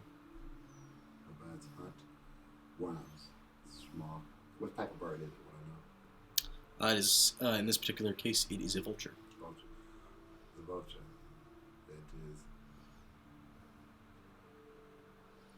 It is the eater of death. As the creature dies, the vulture picks its remains. The fox, natural hunter, small game. The cat, birds, small game. The bird, smaller game, insects, worms, things like that. The otter, fish. It swims extremely fast. It can be dangerous. They build dams. The horse is the only one that eats is the horse is the only prey in that group. I will trust your judgment. We're gonna move the horse out of the group. As you do, the horse's head falls off. Marcellus, poking out of the horse's head, you find a set of thieves' tools. They are gold and emblazed, and have gems inlaid in the handles. I'm gonna take the thieves' tools. Okay. But I'm gonna check the traps first. Go ahead and make an investigation check. I'm not gonna die from a trap. Fuck that. Give it time. Give it time. Investigation. 22. Sorry, 22. 32. 32. You do not find any traps inside the horse's head. Okay, I'm taking these. All right. And then the door on the other side of the room, because we're in this room, right? You're in room 4, yes. We're in room 4. All 3 doors, or all 3 ways are covered by doors. The door to the north is not. It is an open cavern. So You unlocked the path, so this one. yes. The one through This is an open door. This is an open archway. Okay, You unlocked this door. right. Because we came through here, right?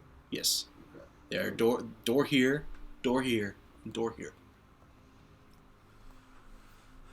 Well, I can pick any of these locks, I believe, Darius. So, which way would you like to go?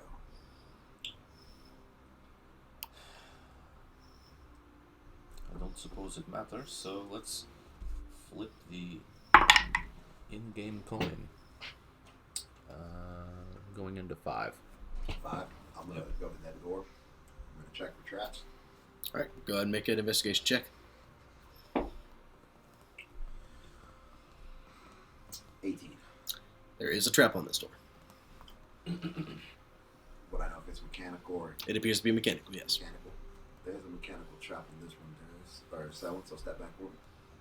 And I'm going to pick that lock. Go ahead and make your thief. Well, it's not a lock. Or I'm gonna try to disarm the trap. Okay. Go ahead and make your thieves' tools check. Okay.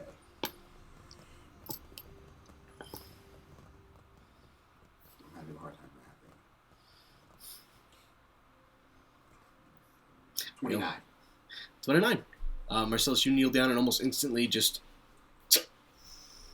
safe. We're good here, Selwyn. And then I'm going to open the door. Okie dokie.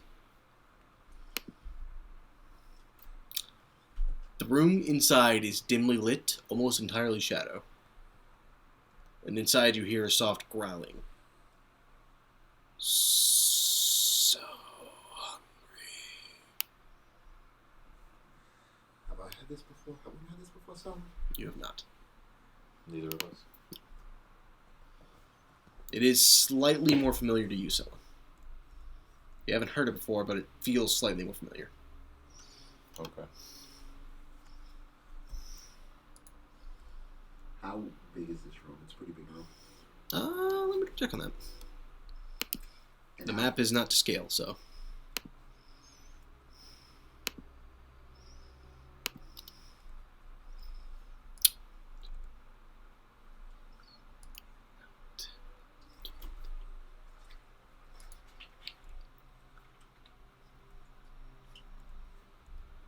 The room is 40 by 90.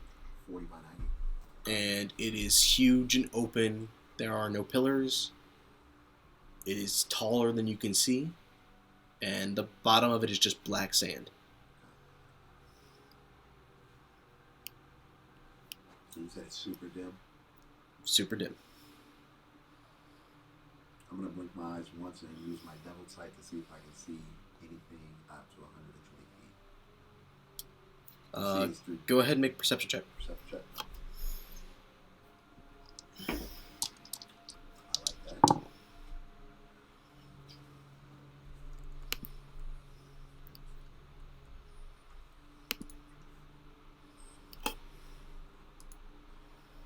$36. You don't see anything.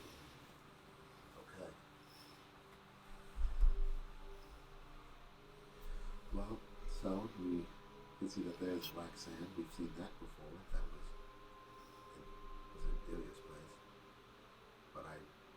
hit. I can't see it. Do we want to risk it, or do we want to try a different door?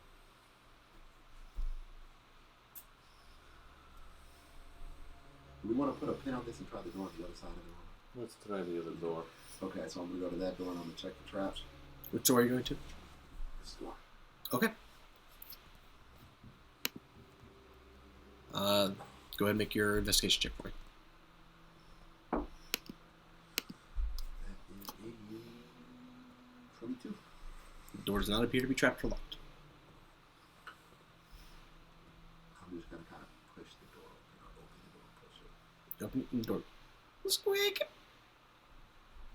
Is there any light or anything in the room? Check.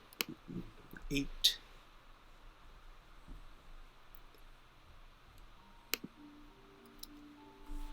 Make sure I described this room correctly. Okay, I thought I was right. So you open this, and once again, there's water at your feet. Yeah, here we go again. I grab a ball bearing out. Actually, I grab a ball bearing out. I cast light on it, and I throw it in the water. I beg your pardon. D&D Beyond, how dare you?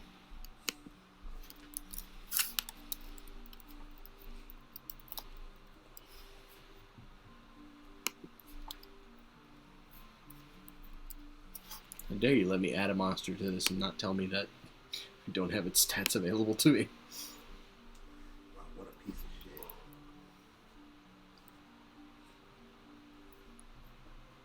Why must you be difficult? Do I not love you enough? Why would you do this to me?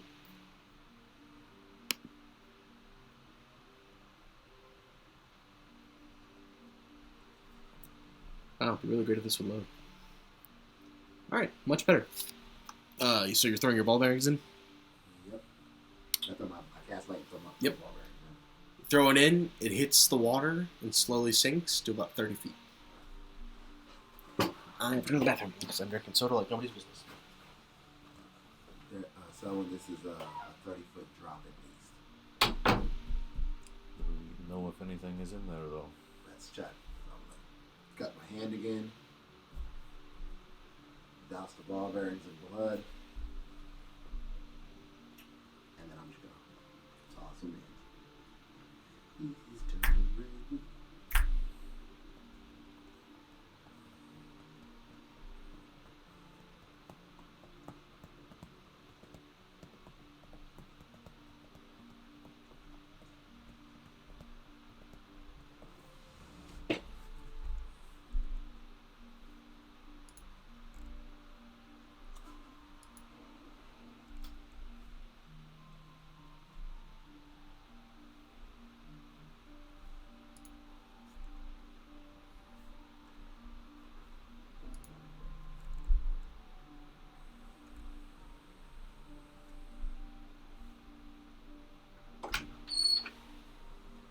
Alright, sorry about that.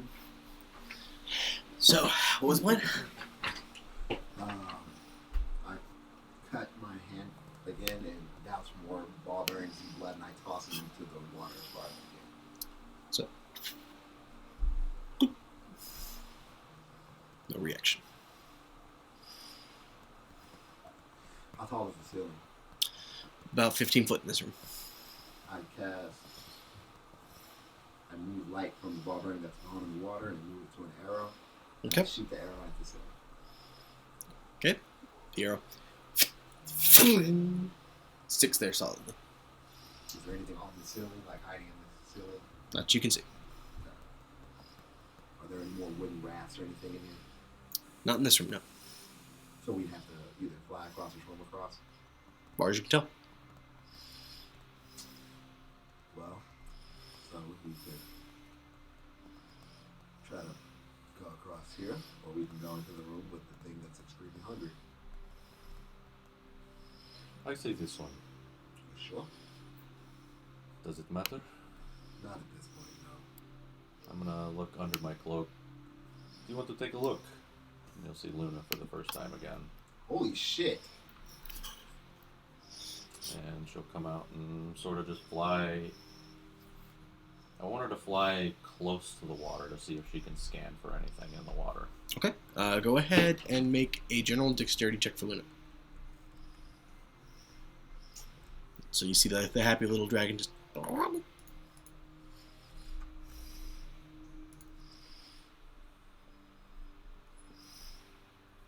am I making? General dexterity check for Luna. Not perception. Not perception. 14. 14. So as Luna flies above the water. Sorry, I'm reading real quick. Okay, cool. That doesn't range I'm going to hold my action for if anything attacks her to dismiss her. Okay. So as she flies across the surface of the water, a large tentacle does reach up out of the water, just and comes swinging towards her. As she vanishes, it just splashes, creating showers of droplets everywhere. Like I said, does it matter? Have we seen that type of tentacle before? You have before. Only last time you saw it, it was on Big Kraken. Well, we don't have the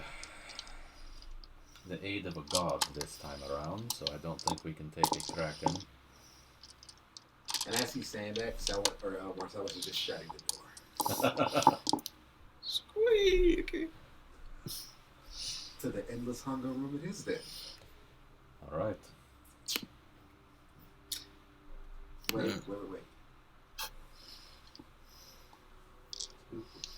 What about this room? We haven't checked this room yet. You have not checked that room. And that's just another closed door, right? Yes. I start walking towards this door. Are there any sigils or anything on this door or anything? Not that you see. I'm going to check it for traps. Go ahead and make an investigation check. I know in your mind, DM, you're just waiting for me not to check for traps. As he's doing that, I'm a ritual cast detect magic again. Okay. 29. 20 not nat. Oops. Pulling up the map. This door does not appear to be trapped. I am going to attempt to pick the lock. There is no lock. There's a lock. Okay, I'm going to use my foot and just kind of quick kick the door open.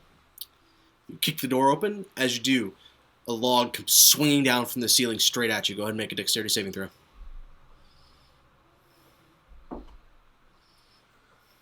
Dexterity saving throw? Yep. 24. Log comes swinging down from the ceiling. And you were just so sure there wasn't a trap on this that you just don't react in time, and the log actually smashes into your chest. Okay? Where's the dice? There it is. So that is 14 points of bludgeoning damage, halved to 7 because of uncanny dodge. So just as this log comes plummeting toward Marcelus, you see him just again do this weird kind of twirl in midair, trying to minimize the damage as much as possible. Still content. It's trapped. There was a trap. I see that. There was a trap. Now that the door is open, you hear the sound of rushing water. The blood hunters really like water. As I'm picking myself up off the ground. Hey, really like water. It is worth mentioning, this water is constantly moving and sounds much louder. I'm going to poke my head in the room. You see a set of rapids cascading towards a waterfall. How in the fuck did they get this in here? A waterfall in a tower. That is the first for me. I don't know about you. Magic. Just magic. Should we? I mean, this easily, even with the waterfall, looks the least dangerous of all of the shit we've seen. True, but... I know what you're thinking. Where does the waterfall go? Well, I feel much more safe on ground than I do in water. I know we can breathe. It is because worth I mentioning tested these the rapids spell. flow south to north. South to north. Yes. So they would be going this way. Upward. Yes. Yeah.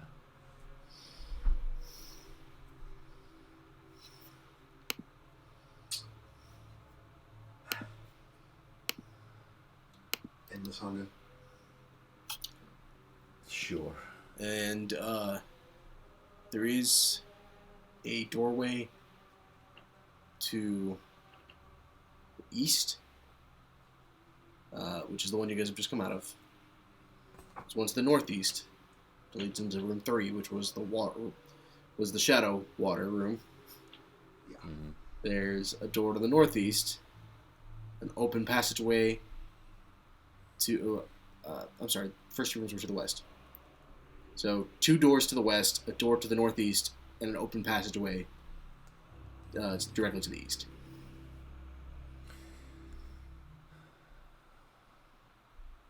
Do you mind if I take a rest before we go in there? I would like to. Oh no, yeah, no, Prepare. that's fine.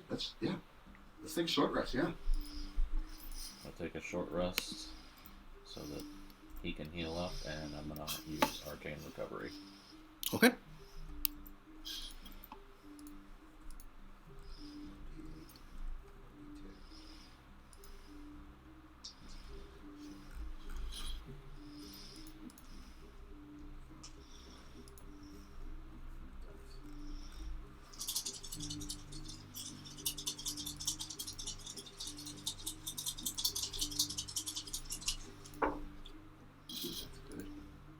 That's good.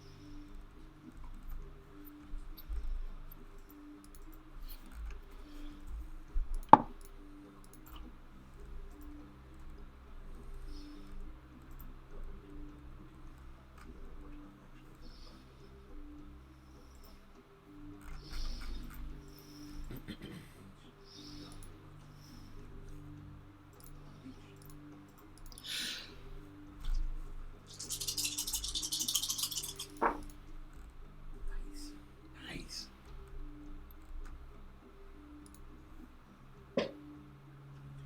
Okay.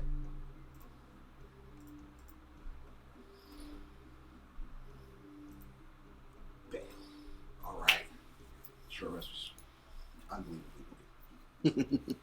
good call. So you are a true folk hero. All right. I don't like how dark it is in there, and we can't see whatever it is. I'll tap you on the shoulder and cast True Saying. Okay. True seeing. Yeah. And what is the range on it? 120 feet. 120 feet. I'm going to look around and see if I see anything. Where are you looking around? In the dark sands room with the endless hunger. Okay. In this case, you would actually, because of what you're seeing. There is a shadow dragon on the ceiling. Shadow Dragon. I lean back to Selwyn. I'm gonna lie to you. We may want to try. We have a better chance of the Kraken or the waterfall. There's a dragon on the ceiling. I've never seen one like this. This is not one I've seen Ignatius have a. I've never seen this type of dragon with Ignatius. No. I've not seen this type of dragon with Ignatius. What does it look like? It is.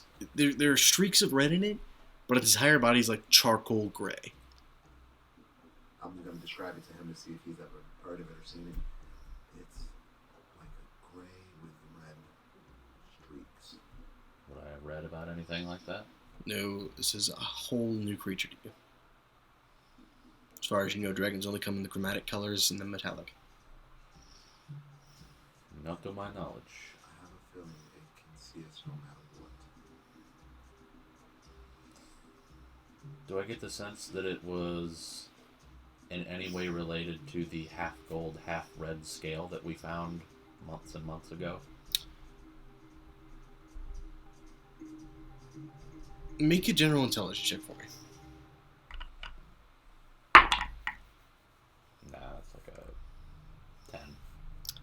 You're really not sure. You don't think they are, but you really aren't sure. This is so far outside the realm of established nature and magic, and being a type of dragon that you're not even sure ever existed. This just seems so weird to you that it may be related, but you're not sure.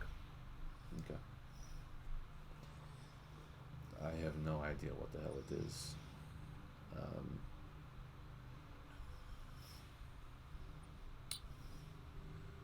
It is up to you. You know, if we were all here, I would say, fuck it, let's take the dragon. Unfortunately, I don't know if we can make it across or make it to a doorway safely. I don't feel we need to fight it. If I teleport us there, or you teleport us there, are you confident in your abilities to open the door quick enough before it can get us? I like our odds. Can I see All where right. the nearest doorway is? There is a door on the other side of the room, and there's also a door about halfway across that goes west. Has the Or, I'm sorry, east. Has the dragon spotted us? You go ahead and make an insight check. I don't know if it's looking at us.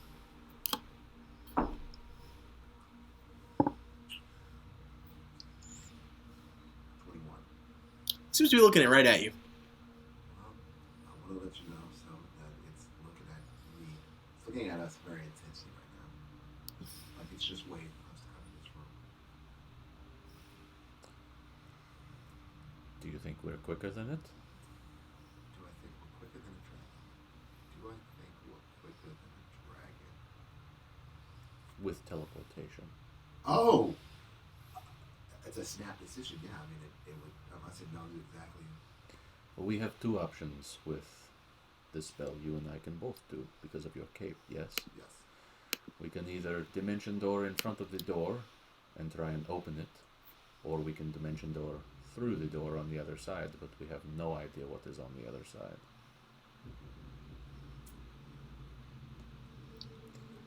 I get the sense So, to the open doorway, it's about 80 feet from where you guys are standing right now. To the doorway across the room, it's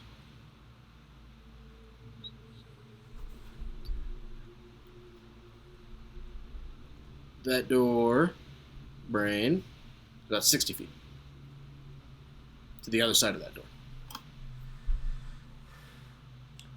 I don't think we will fare any better or any less against the dragon or a kraken. Worth mentioning, the Kraken tentacle you saw was smaller than the previous one.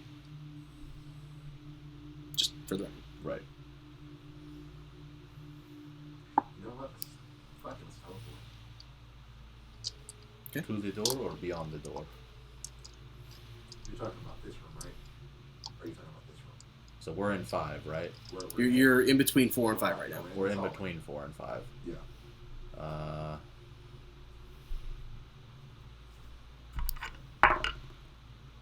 6.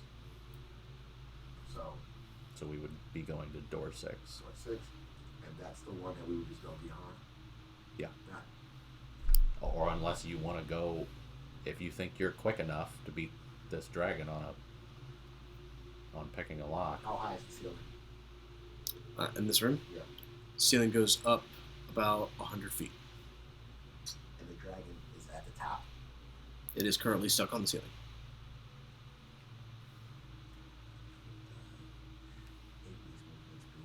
How big is it?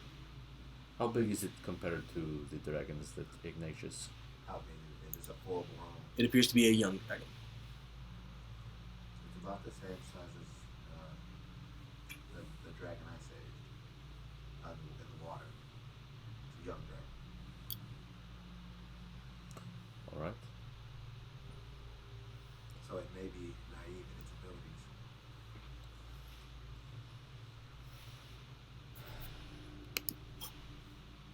Do you trust your ability to do it quickly? Yes or no? Yes, I always trust my ability. Alright. He'll just grab your arm and cast Dimension Door to the door. As he's doing that, I'm reaching for my lockpick set. All right. For the sake of this, everybody go ahead and roll initiative.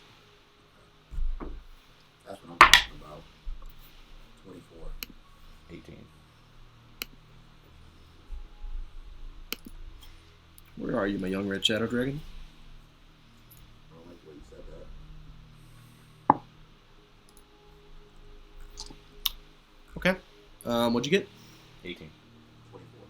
All right. So, you guys get together, and there's a.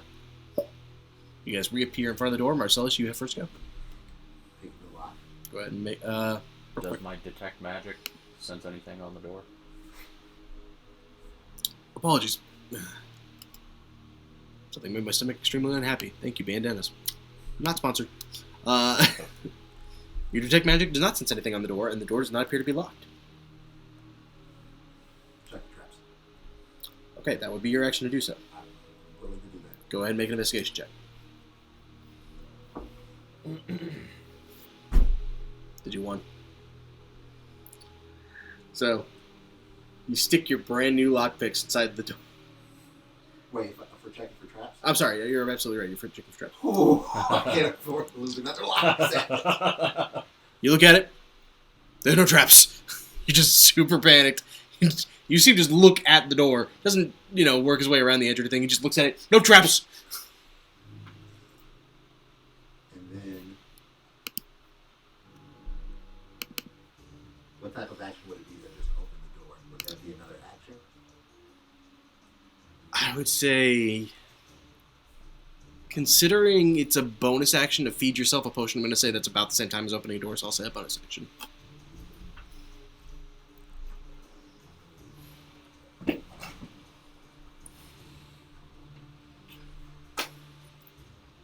use bonus action to open the door. You push against the door. It's stuck. Make a strength check for me. If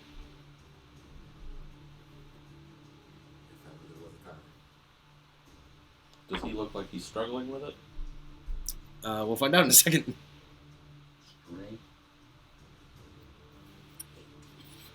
He appears to be struggling greatly with it. He just throws himself against it. Door barely even budges. Okay. That's going to bring us to you, Selwyn. I'm not even fucking around with this thing because I don't like this dragon, so I'm literally going to trace around the door and cast Pass Wall. So, you use very quickly. And just, you guys are able to pass through the wall. Technically, it is the Shadow Dragon's turn. You could pass through the door on the same turn if you would like. It essentially just eliminates the door, is what it does. Right. Yeah. No, that's what I'm saying. You can pass through the pathway that you've created. Yeah. Okay. I would. You pass through. Seeing this happen, the dragon drops down from the ceiling, and it's going to unleash its breath at you, Marcellus. I believe that's probably going to be a dexterity saving throw. Okay. Yes, it is.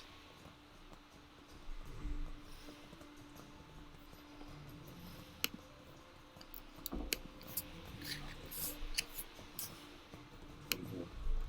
24.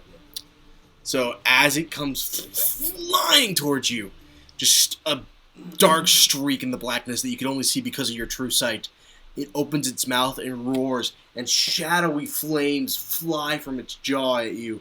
You manage to avoid the worst of it, but you still end up taking 33 points of necrotic damage. Chain dive. You take 16 points I can deal with that. of necrotic damage. Much more bearable. Much more bearable. I rolled a 66. After that, my uncanny dive would be backwards into the doorway. Totally good. Close it! Close it now! Close it! All right. You guys managed to get past the dragon. Holy shit. I couldn't see it. That was fucking terrifying. Oh, you don't know. You don't understand. I looked in his face. As you guys are having this conversation, from the side of the door, you hear a and the door actually buckles. And there's just a huge dent in it. Yeah, I'd say we dodged the bullet. Yeah, we're good. We're good. Okay, so, we're in this hallway. Do I see anything, or any tripwires or anything? You guys appear to be outside. What? As you look around, you guys find you are in a graveyard, Oh, this is surrounded by tombstones.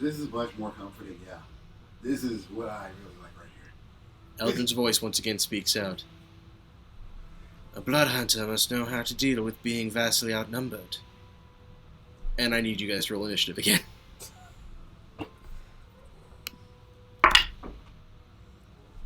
Fuck. 8. 25. Alright, if you guys could position yourself by the northern door, please. The weather torso over here. You can hand me that piece of styrofoam back. This seems like it's gonna go away. It's gonna go how it's gonna go. So, will we be right here? Yes.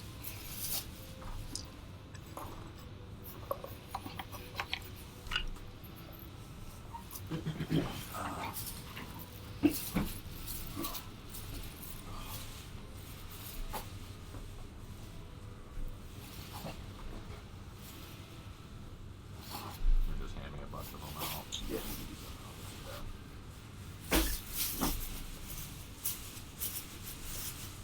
Find something that's not a fucking horse.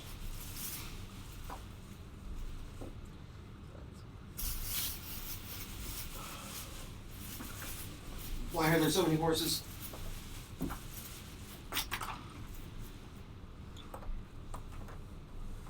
Dead. I diagnose you with dead. Alright. Marcellus, what did you roll? 25. Selwyn, what did you roll? 8. Well, zombies, what is your dexterity bonus? Probably very low. It is neutral. I rolled that. So, right, Marcellus, you are kicking us off. As you guys enter the graveyard, you see a small army of greater zombies rise up from the tombs. Bonus action, Hunter's Mark. This one right here. I'm going first. So all the fun shit. Okay. Okay, that'll. I can even read that. Go ahead and put that on Hunter's Mark one, please. Which one? That'll work. And I'm going to.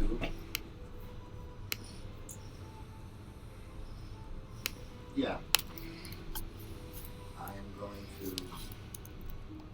3 arrows. Alrighty, go ahead and roll. So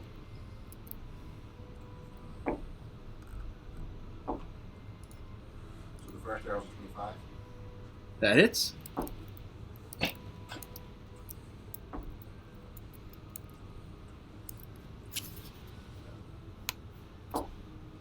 So 27. That hits. Second arrow.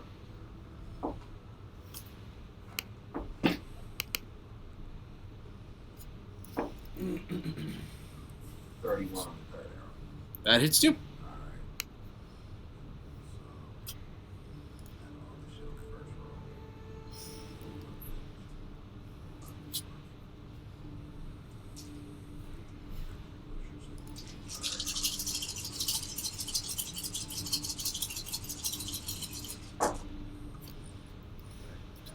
trash.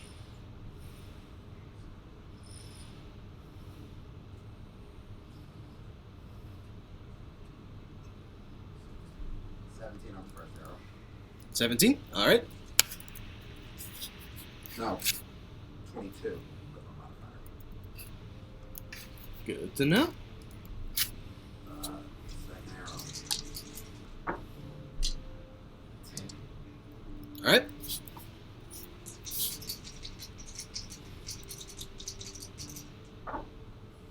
Third arrow is 16. 16. So, Marcellus, you just pull out your arrows. They strike into it, and the zombies.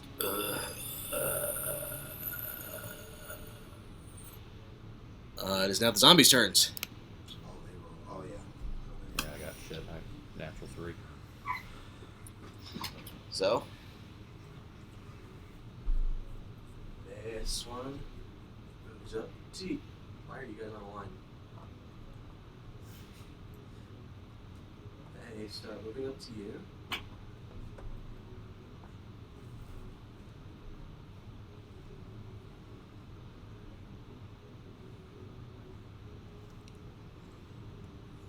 A lot of these motherfuckers are not playing.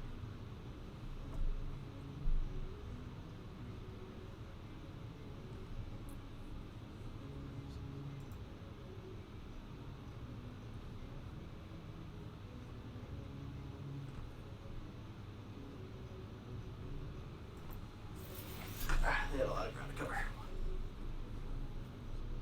Alright. So, the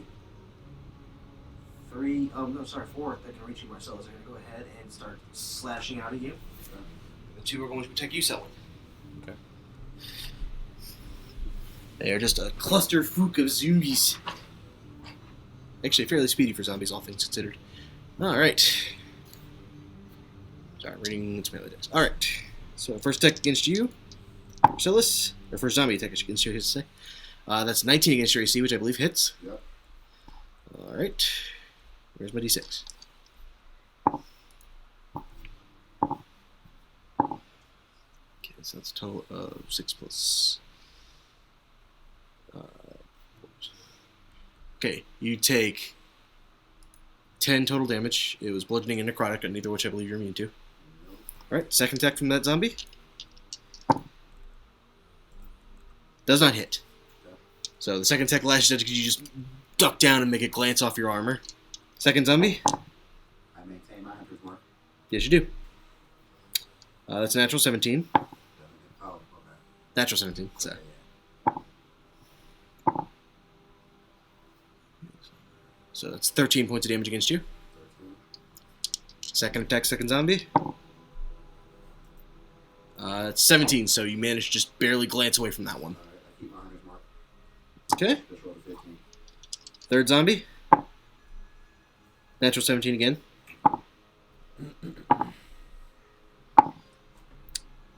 That is 15 points of damage total.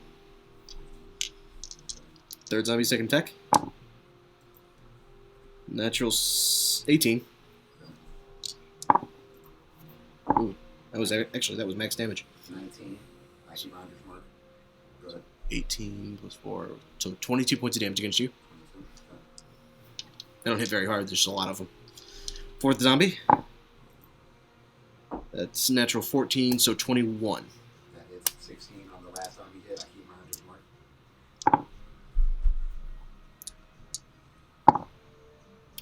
Okay, so that is 20 points of damage against you. Okay. Last zombie attack against you, Marcellus. That's a 10. I keep my hunter's mark, correct? Yes. Is that 20? Yes. Last attack does not hit you. Okay. So I keep my hunter's mark up through all of that. Alright. Good stuff. Other two target you, Selwyn. Okay. That's a natural 10, so 17, so no, I'm assuming. Nope. Second attack, first zombie. It's a natural 18, so 24. Yeah, it'll hit.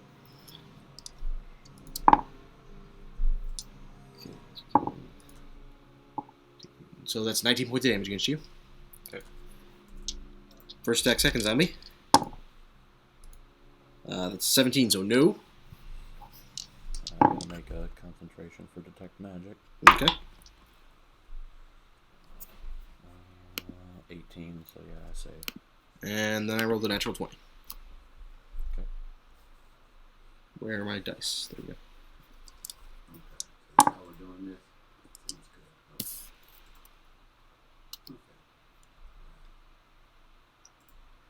good. Okay. So, second zombie bashes into you, or actually knocked prone. Okay. You're not prone? Yes. So, it's 18 for total die damage. Yes. Plus 8, so 26. So, 28 plus 4, so 32 total. Okay. So, yeah, you guys just the barrage of zombie arms just bashing you from every side. You guys are putting up your best fight. Man, there is a lot of them. Selwyn, that brings us to you. He's gonna take that hit, recoil a bit, fall to the ground. He's gonna spin his blade while on the ground and do one of those twirl up kicks. He's going to like bounce off of this guy and go here, if that's cool. Make an acrobatics check for me. Okay. His advantage because he's blade singing.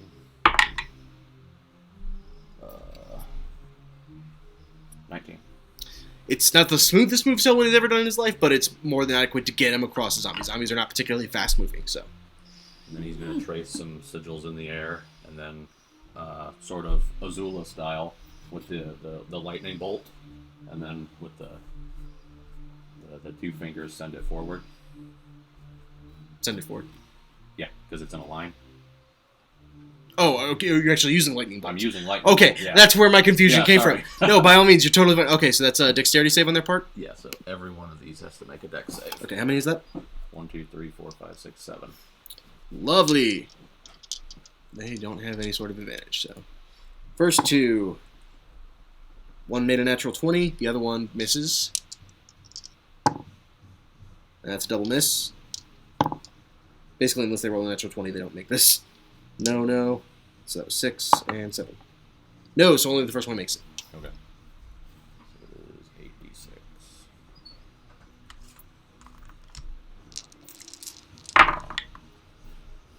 Shit. 4, that'd be 10. 22, 27, 29. Lightning damage. 29, lovely. And of course, the first one takes half. Correct. So 29 from the hound. All right.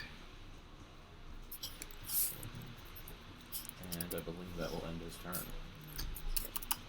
All right, Marcelus. What you want to do? Looking battered and pissed off, Marcellus grabs his hand that has the ring on it, All right. taps it 2 times, puts his hand out, and casts Cone of Cold. Can absolutely do that. So, And What it's is- going to be in a 60-foot cone diagonally this way. So going that way, All right. towards this big-ass group. Yeah. It is a con save of 19. so how many have to make it? Let's find out. 2, 4, 6. I have a cone here. Oh, he has the cone. I bought this thing. So which way are you aiming? He's aiming diagonal this way. Okay.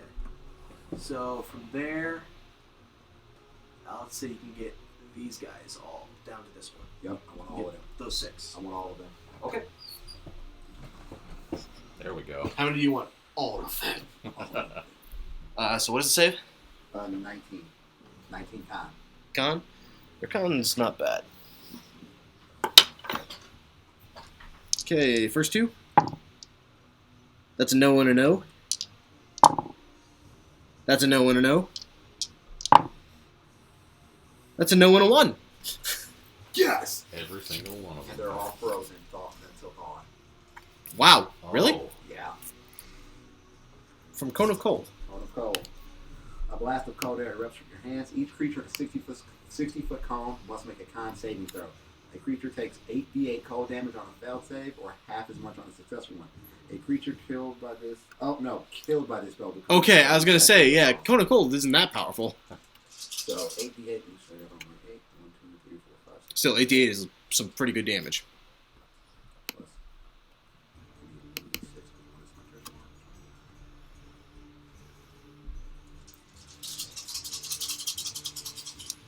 Tell you what, man, either I completely are making saves or I'm not making shit. No middle ground for me tonight. Okay.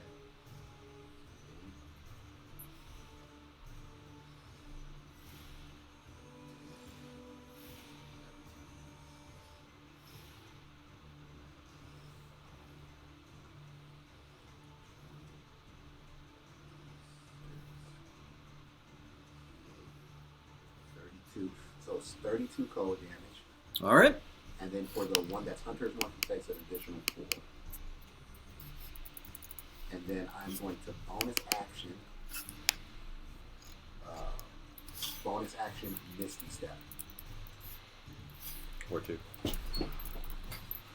I am going to bonus Misty Step right here. Actually, let me get on this side of it. 5, 10, 15, 20, 25, 30, 30.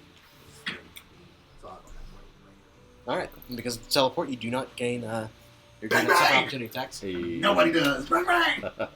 And this one is dead. Nice. My hunter's mark. I can move my hunter's mark on the next session. As a bonus action, yes. No! You suck.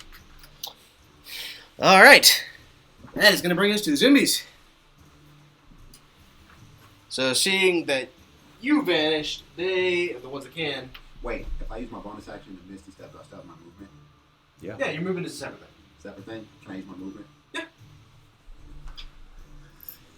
Line them up for something one more time. So 5, 10, 15, 20, 25,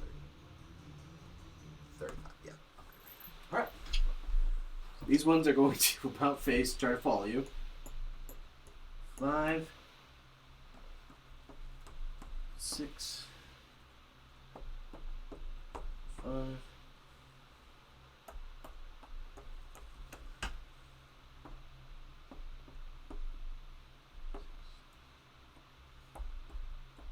Actually, this one will probably go first. So.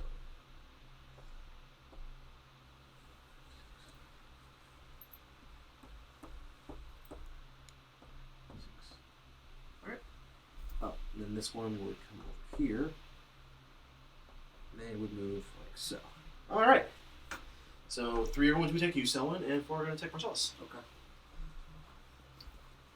They'd be fast for zombies, but they're still not that fast. And you get back in the bag. You sorry piece of poop. Bag's all the way over there. You sit right there. So, first attack against Marcelus, which I believe they are 2 of them are flanking, so. It's a natural 15. Okay. That would be 14 points of damage against you. Second attack. That is 18 total, which I believe is your AC. Yep. So glancing damage. So that's 8. 8, 14. 18 halved is 9. 9! Okay. Second zombie. That's a natural 17. Okay. 9. 15, so 19 points of damage. It's a natural 3. I voted a natural 1. I'm rolling 1s all over the place. So those are the zombies that have flanking. Okay. So third zombie, both its attacks. That is, first one misses. Second one is a 21, so that hits. Okay. 6, 12, so 16 points of damage against you. Okay. Last zombie, both their attacks. That's a natural 20. Okay. Percentile dice. 74. What is it, 74? Okay. So that zombie literally just hits you and then instantly takes the dodge action. Okay. And you take...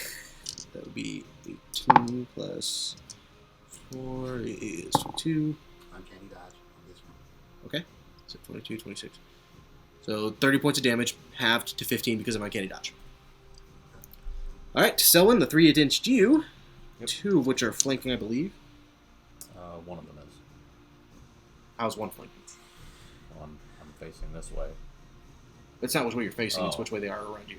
Oh, yeah, I guess then. Okay, yeah, I'm sorry. It just confused me. I was like, wait a minute. I mean, that is technically the way I would be facing, because I was facing that way to cast Lightning Bolt. Right. But, yeah. Okay. Well, the first one misses, because that's 19 against your AC. No. Second one, that's natural 19. So, and another natural 1, yeah. That, man, I'm rolling a lot of 1s right now. But natural 19 makes it 26, so. No. 26 is an 8? Nope. Blade Sing. Blade Singing. Alright, so second zombie. No, 2 and a 15. And it's 23, so no. Last zombie, both its swings. No. It's a good time for you to blade sing. So they are just slashing all over you and almost just lightsaber without even looking. You're just deflecting attacks left and right. That is going to go ahead and bring us to Selwyn.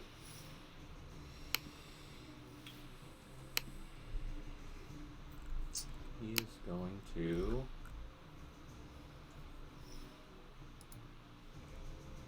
Probably, yeah, I'd take opportunity attacks if I moved. But they wouldn't probably be able to hit you. Probably not. Probably not. But they're doing like 20 to 30 damage a hit if they do hit. Fuck it. I'm moving.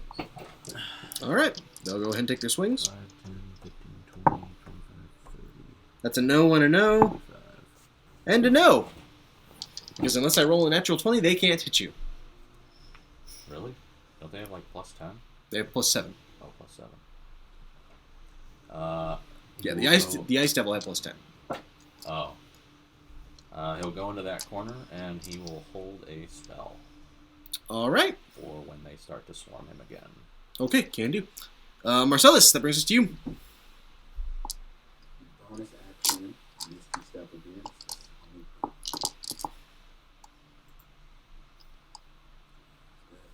Whole point of this encounter. They're not very tough. There's just a lot of them. Yep. Your bonus action, Misty stepping again? Yep. Where to? Let's go.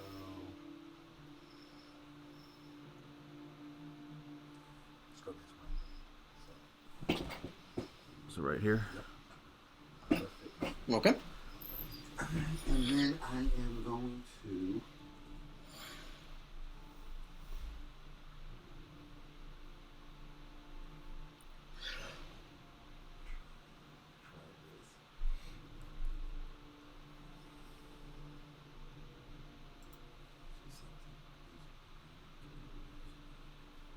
What you doing? I'm trying to read the spell.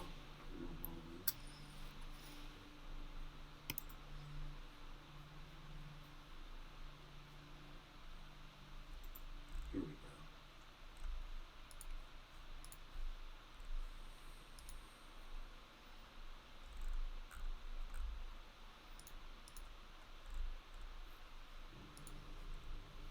I'm going to cast Ice Storm. Okay. I believe it's an tackle or is it a save? It's a save, dexterity 19. I howl of rock hard ice pounds the ground on a 20-foot radius, 40-foot high cylinder. Must make a dexterity saving throw. The creature takes 2d8 bludgeoning damage and 4d6 cold damage on a failed save or half as much on a successful one. Oh, they all failed. Hellstones turn to a storm's area of effect into difficult terrain until the end of your next turn. Didn't you say it's a 20-foot radius? Yeah, so if I need to, I can move up. Because it's 20. So I'd like to get them all down. Because it looks like 40-foot high cylinder, yeah, 20-foot radius. Give me my circle, please. That's not what. Give it. You son of a bitch. Alright. Where's it point of origin? Put it right here on all of them. I need east or west. No, you're good. You're on. Okay. Yeah, you're good. You're on. And 20-foot radius, so that's 10. Cover like that. Yep. So it would hit 5 of them. Alright. Oh, I only roll 4 times. Last one doesn't make it either. Okay. Okay. They don't have good decks. So it is.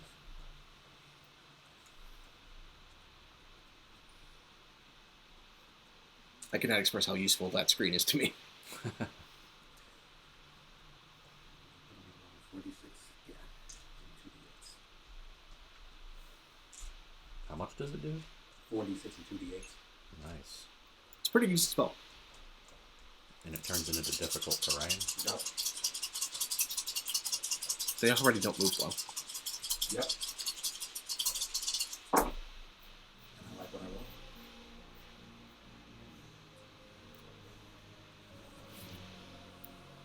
So they all take 16 bludgeoning All right.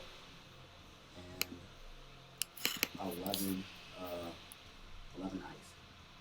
Or cold damage. Okay.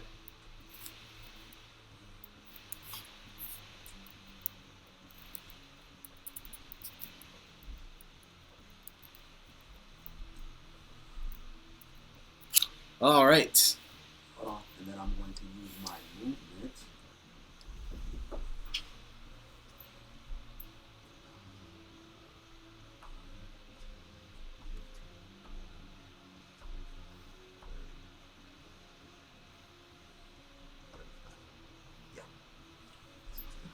All right. That's going to bring us to the zombies. Okay. Seeing that the bow user is out of range of them, they are going to try to swarm you, Marcelus. Or Selwyn. Okay. All of them? Yep. What's their movement? 30. Well, that's... Yeah, this would Yeah, be so- halved, so it'd be 5, 10, 15. Is that it, or do they just use 5 feet? It's to only get 5 out of feet it? within the difficult range. Or it's only within the sphere's difficult range. After that, they can move forward. Okay. So it would be. So would this be right? They'd be using 10, 20? Correct. Okay, so then 25. Yep, 30. Okay, 30. This guy could make it if he wanted to.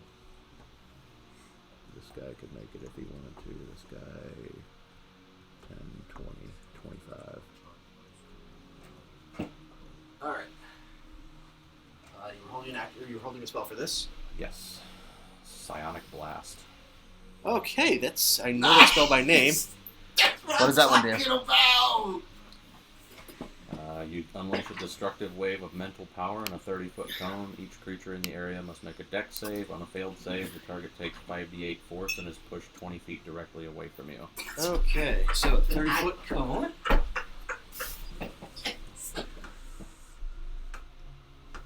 do you angle it? It would be diagonal as well, so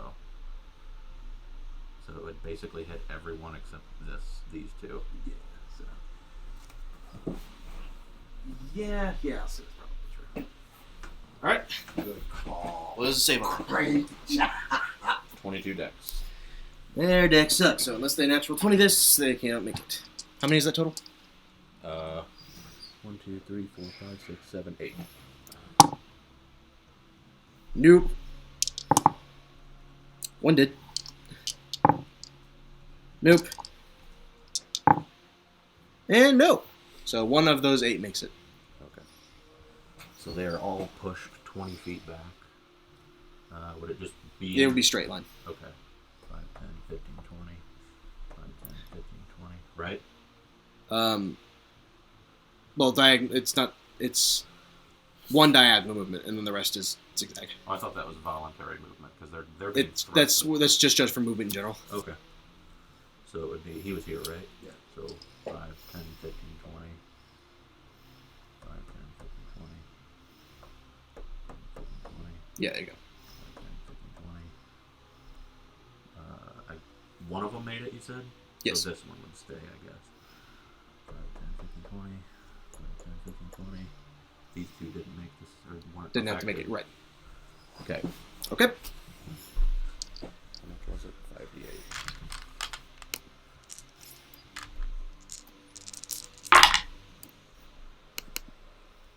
Pretty decent damage. 24 force damage. All right. Very nice. And they are knocked prone as well. Okay.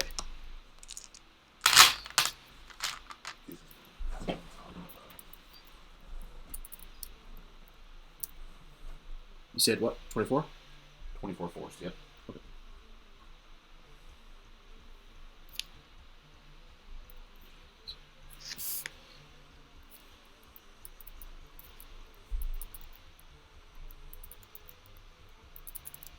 All right.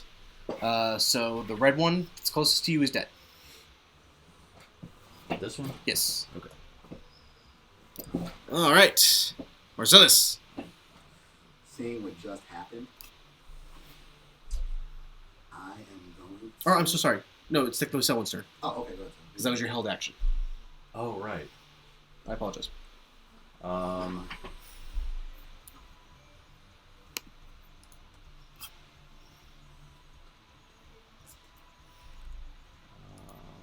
Sorry, I forgot it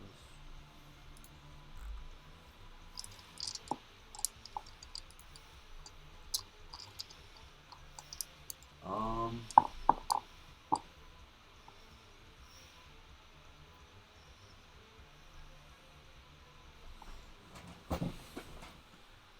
He's gonna move, so this one would get an opportunity attack.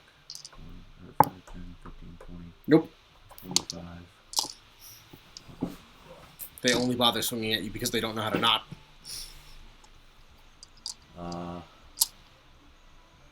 And then he's gonna cast Flash Step Slash Okay, interesting. in that Oh direction. wow, that's good. Yeah, move. that spell. That's a good move. All right. Go ahead and make your opportunity text. They all go with advantage. He is gonna do it at 4th level. It would be double advantage, but there's no such thing. Well, technically there is Elven Accuracy, Well, yeah. which he does have. I was thinking in the context of them also being prone. Oh yeah.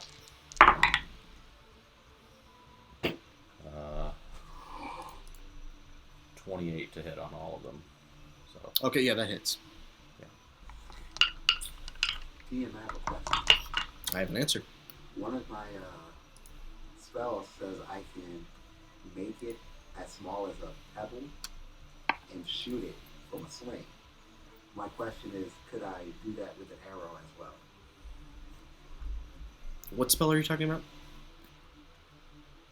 Freezing sphere. wait, what are you asking? I It would says say that since I it says can- make it as small as a pebble, I would rule yes. Okay. Okay, so they take. They all take 13 slashing. And how many is that? 1, 2, 3, 4, 5. Okay. And they take.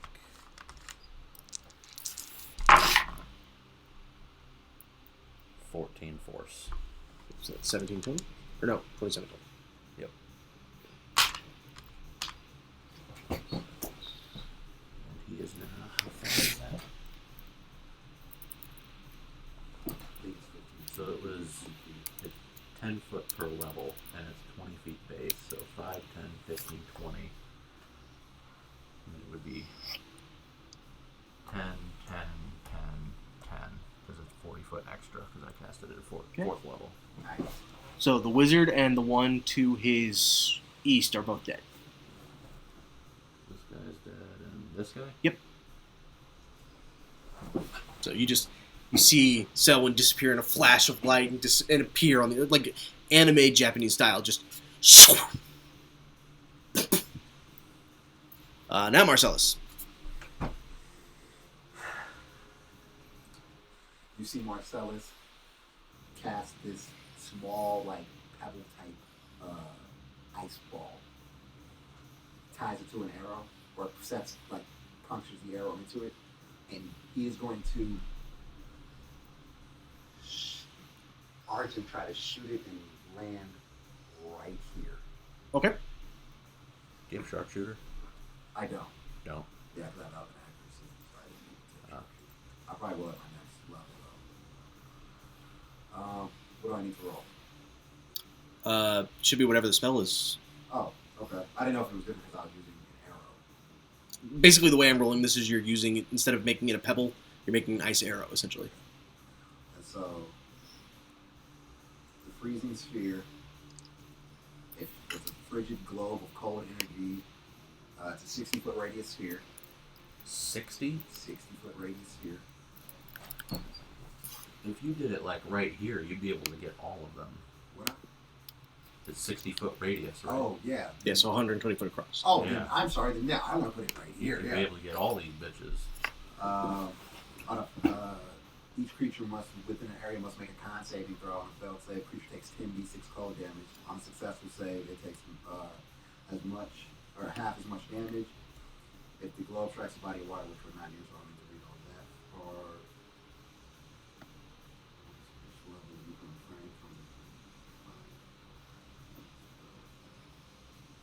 Yeah. So, concept. Yep. 19. All right, I'm reading it right now. So Oh yeah. Did All I right. read that bottom part right? The sling part? that's if you refrain from firing it, which you did not do. Oh, okay. Then I'm just gonna move up then and do it then. Yeah. Then I'm not. Well, you don't even have to move up. It's a range of 300 feet. Oh. Okay. Jesus. It's No. it's this is a CQC spell. Okay. This is hey you over there. To whom it may concern. This is basically the ice fireball. Is what you're unleashing. Okay. So it's con saves. Yep. 19. How many are in range? 6. 1, 2, 3, 4, 5. 6. Yeah. No and no. No and no. No and no. I'm rolling shit tonight. Can I get one more D6 from somebody?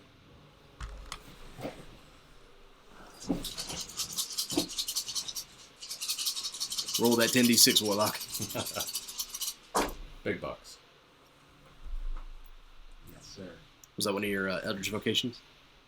12. No, this is from the rain. Oh, it is. I forgot you have that.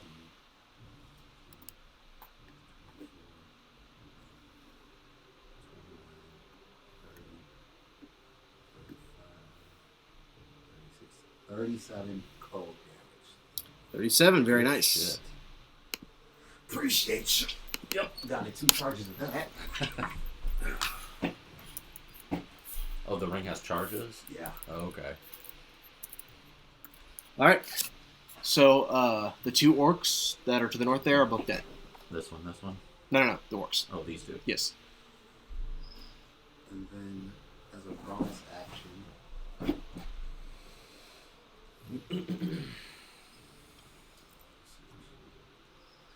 I'm going to healing light myself. Okay.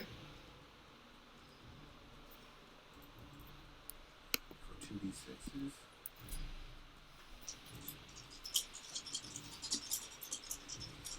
Hurting.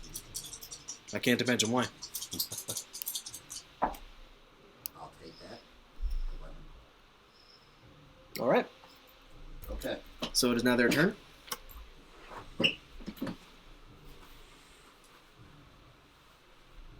Does the ring hold concentration on your spells?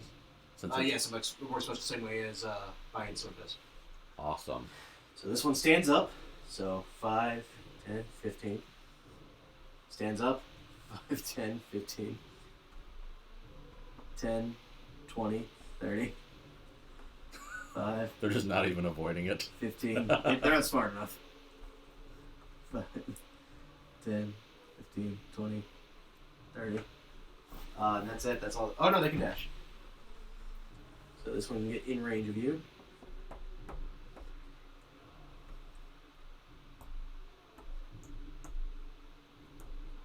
$30, 10, 20, 15, 30, 10, 20. Okay, that's all they can do. They're zombies. They're not very smart.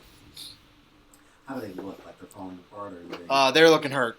Okay. If zombies could bleed, they're bleeding. So, Selwyn. Okay. I got a lot of slots left. I can't imagine.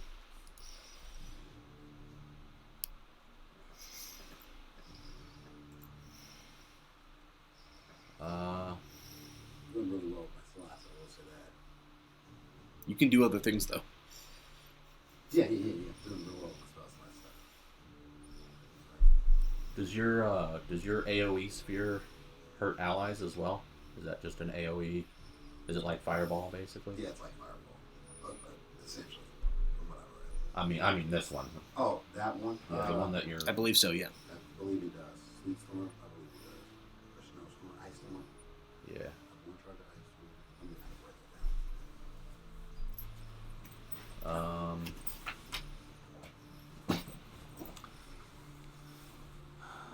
that I think he'd still do it.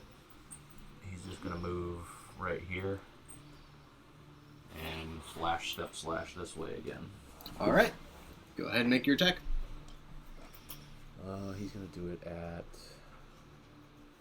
10, 15.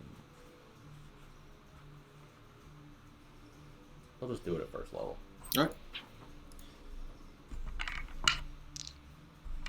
I want to be over there, but also hit you.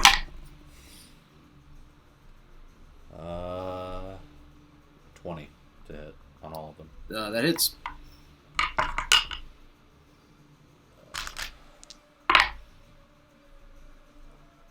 14 slashing on all of them. They are all dead. Every one of them? Everyone that you passed is dead. Did we rule that flash step hits behind or no? We rolled no. Okay.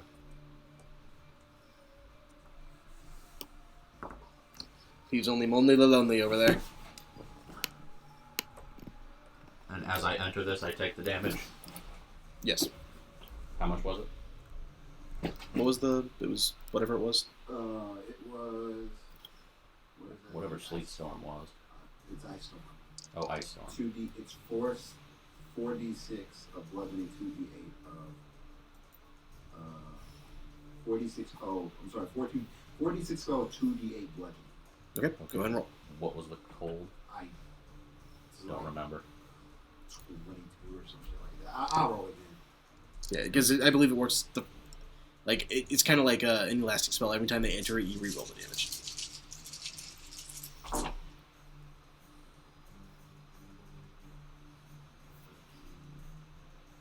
you take 13 bludgeoning. Okay. 10, 11 ice. Or 11 cold. Okay. Alrighty. The last one standing, I'm going to Eldritch Blast. Go ahead and make your attack roll. That's going to be...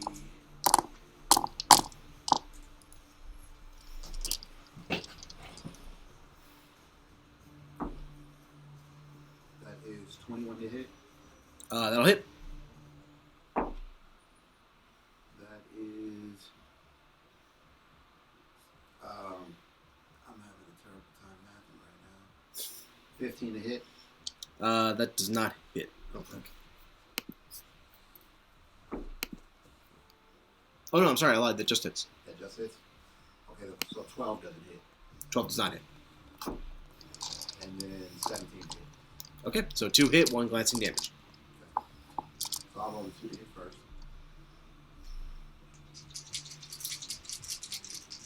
That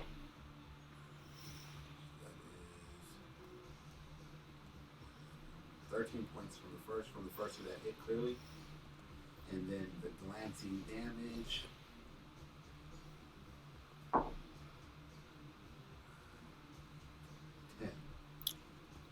Is that halved? No. Okay. How do you want to do this? Oh, I just kind of look at him. I fucking hate the undead. And then I send 3 beams at his face. Or 3 beams at him. See Marcelus just... Why did it have to be undead? There's just golden beams fly out from his palms. What's up? I fucked up. Did you? These are undead, right? Mm-hmm.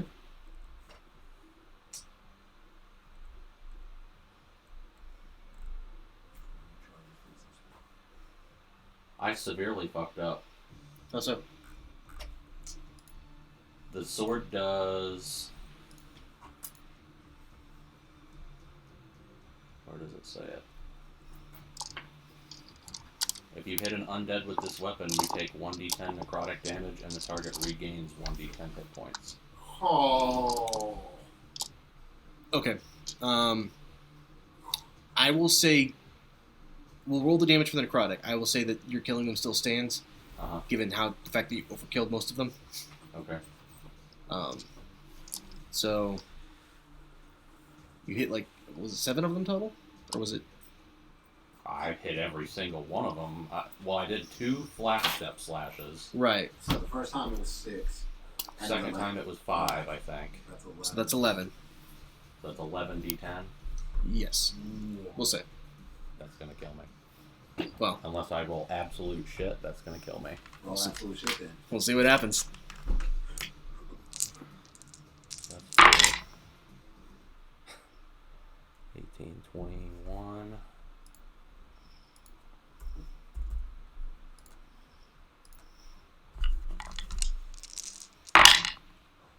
Jesus Christ.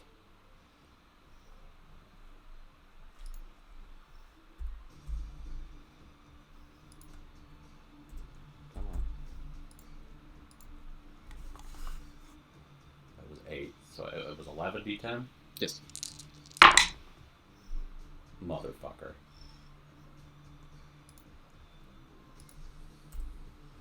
So not only am I down,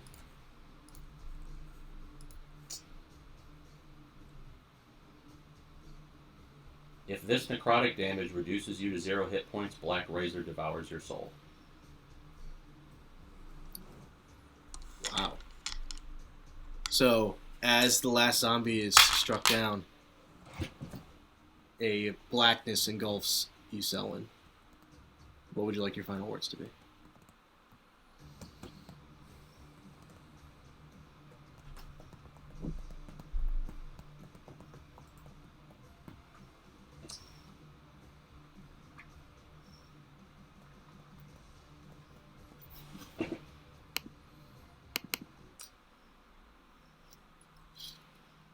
Carry on, Marcelus. Do what you have to do.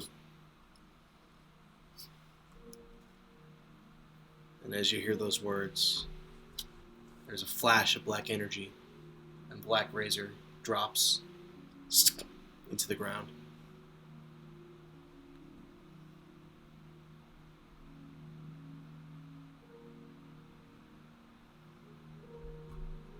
I can't believe I forgot about that.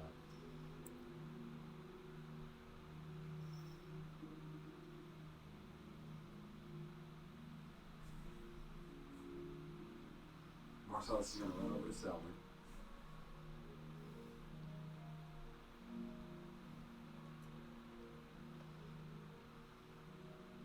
Not knowing what just happened, he's going to dump a cure wounds into him.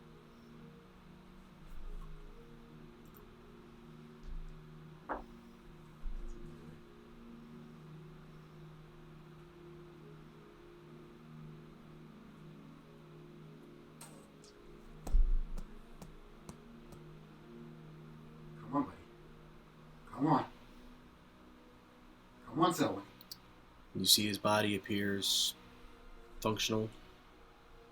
There's even breathing, but there is no activity.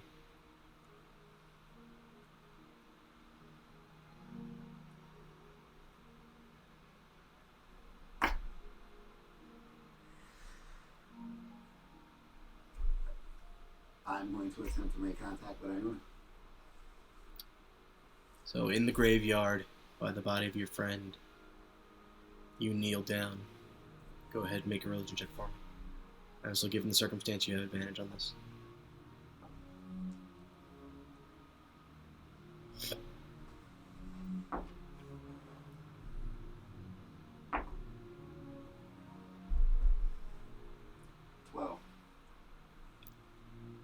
You reach out, imbuing your heart to touch Iona, to touch the deity you've now pledged yourself to. And you feel a soft hand caress your cheek. And as you look up, expecting to see Iona, you see the face of Eldrin looking down at you in Selwyn's body, sadly.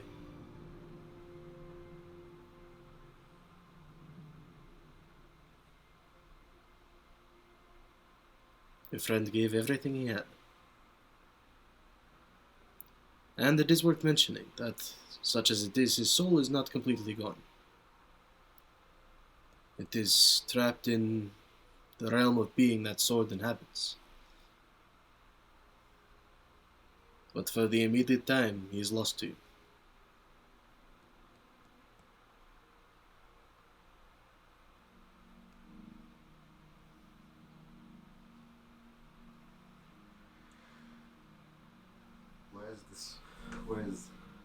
What plane is it? A place very far away from here.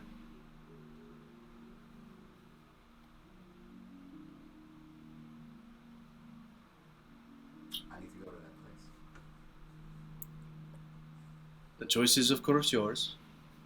However, no. If you leave, you may not return. And we will wipe all memory of this place from you.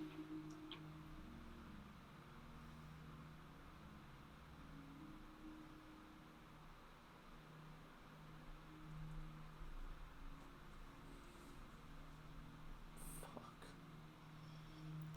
Sorry, man. It's D&D. Yeah, I know. Just can't fucking believe I forgot about it.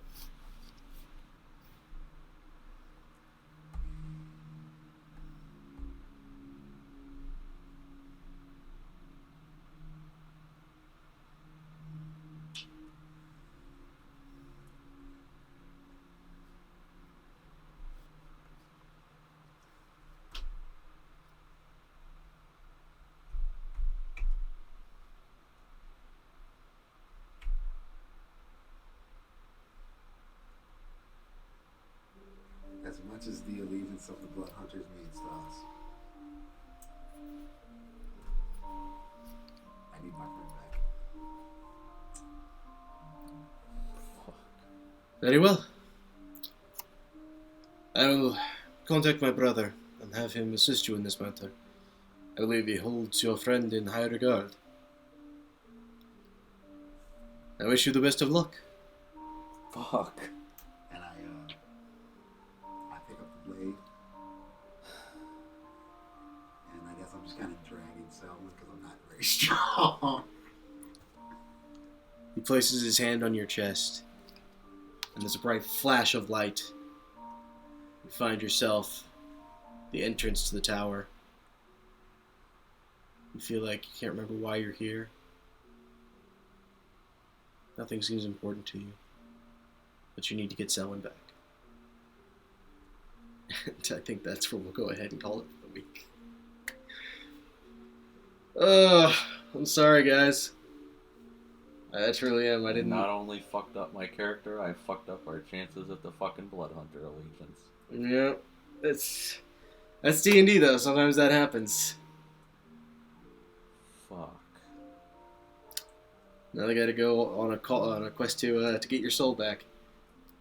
You know what? Look at it this way: you didn't do a grog. You didn't pull out a deck of many things. That is true.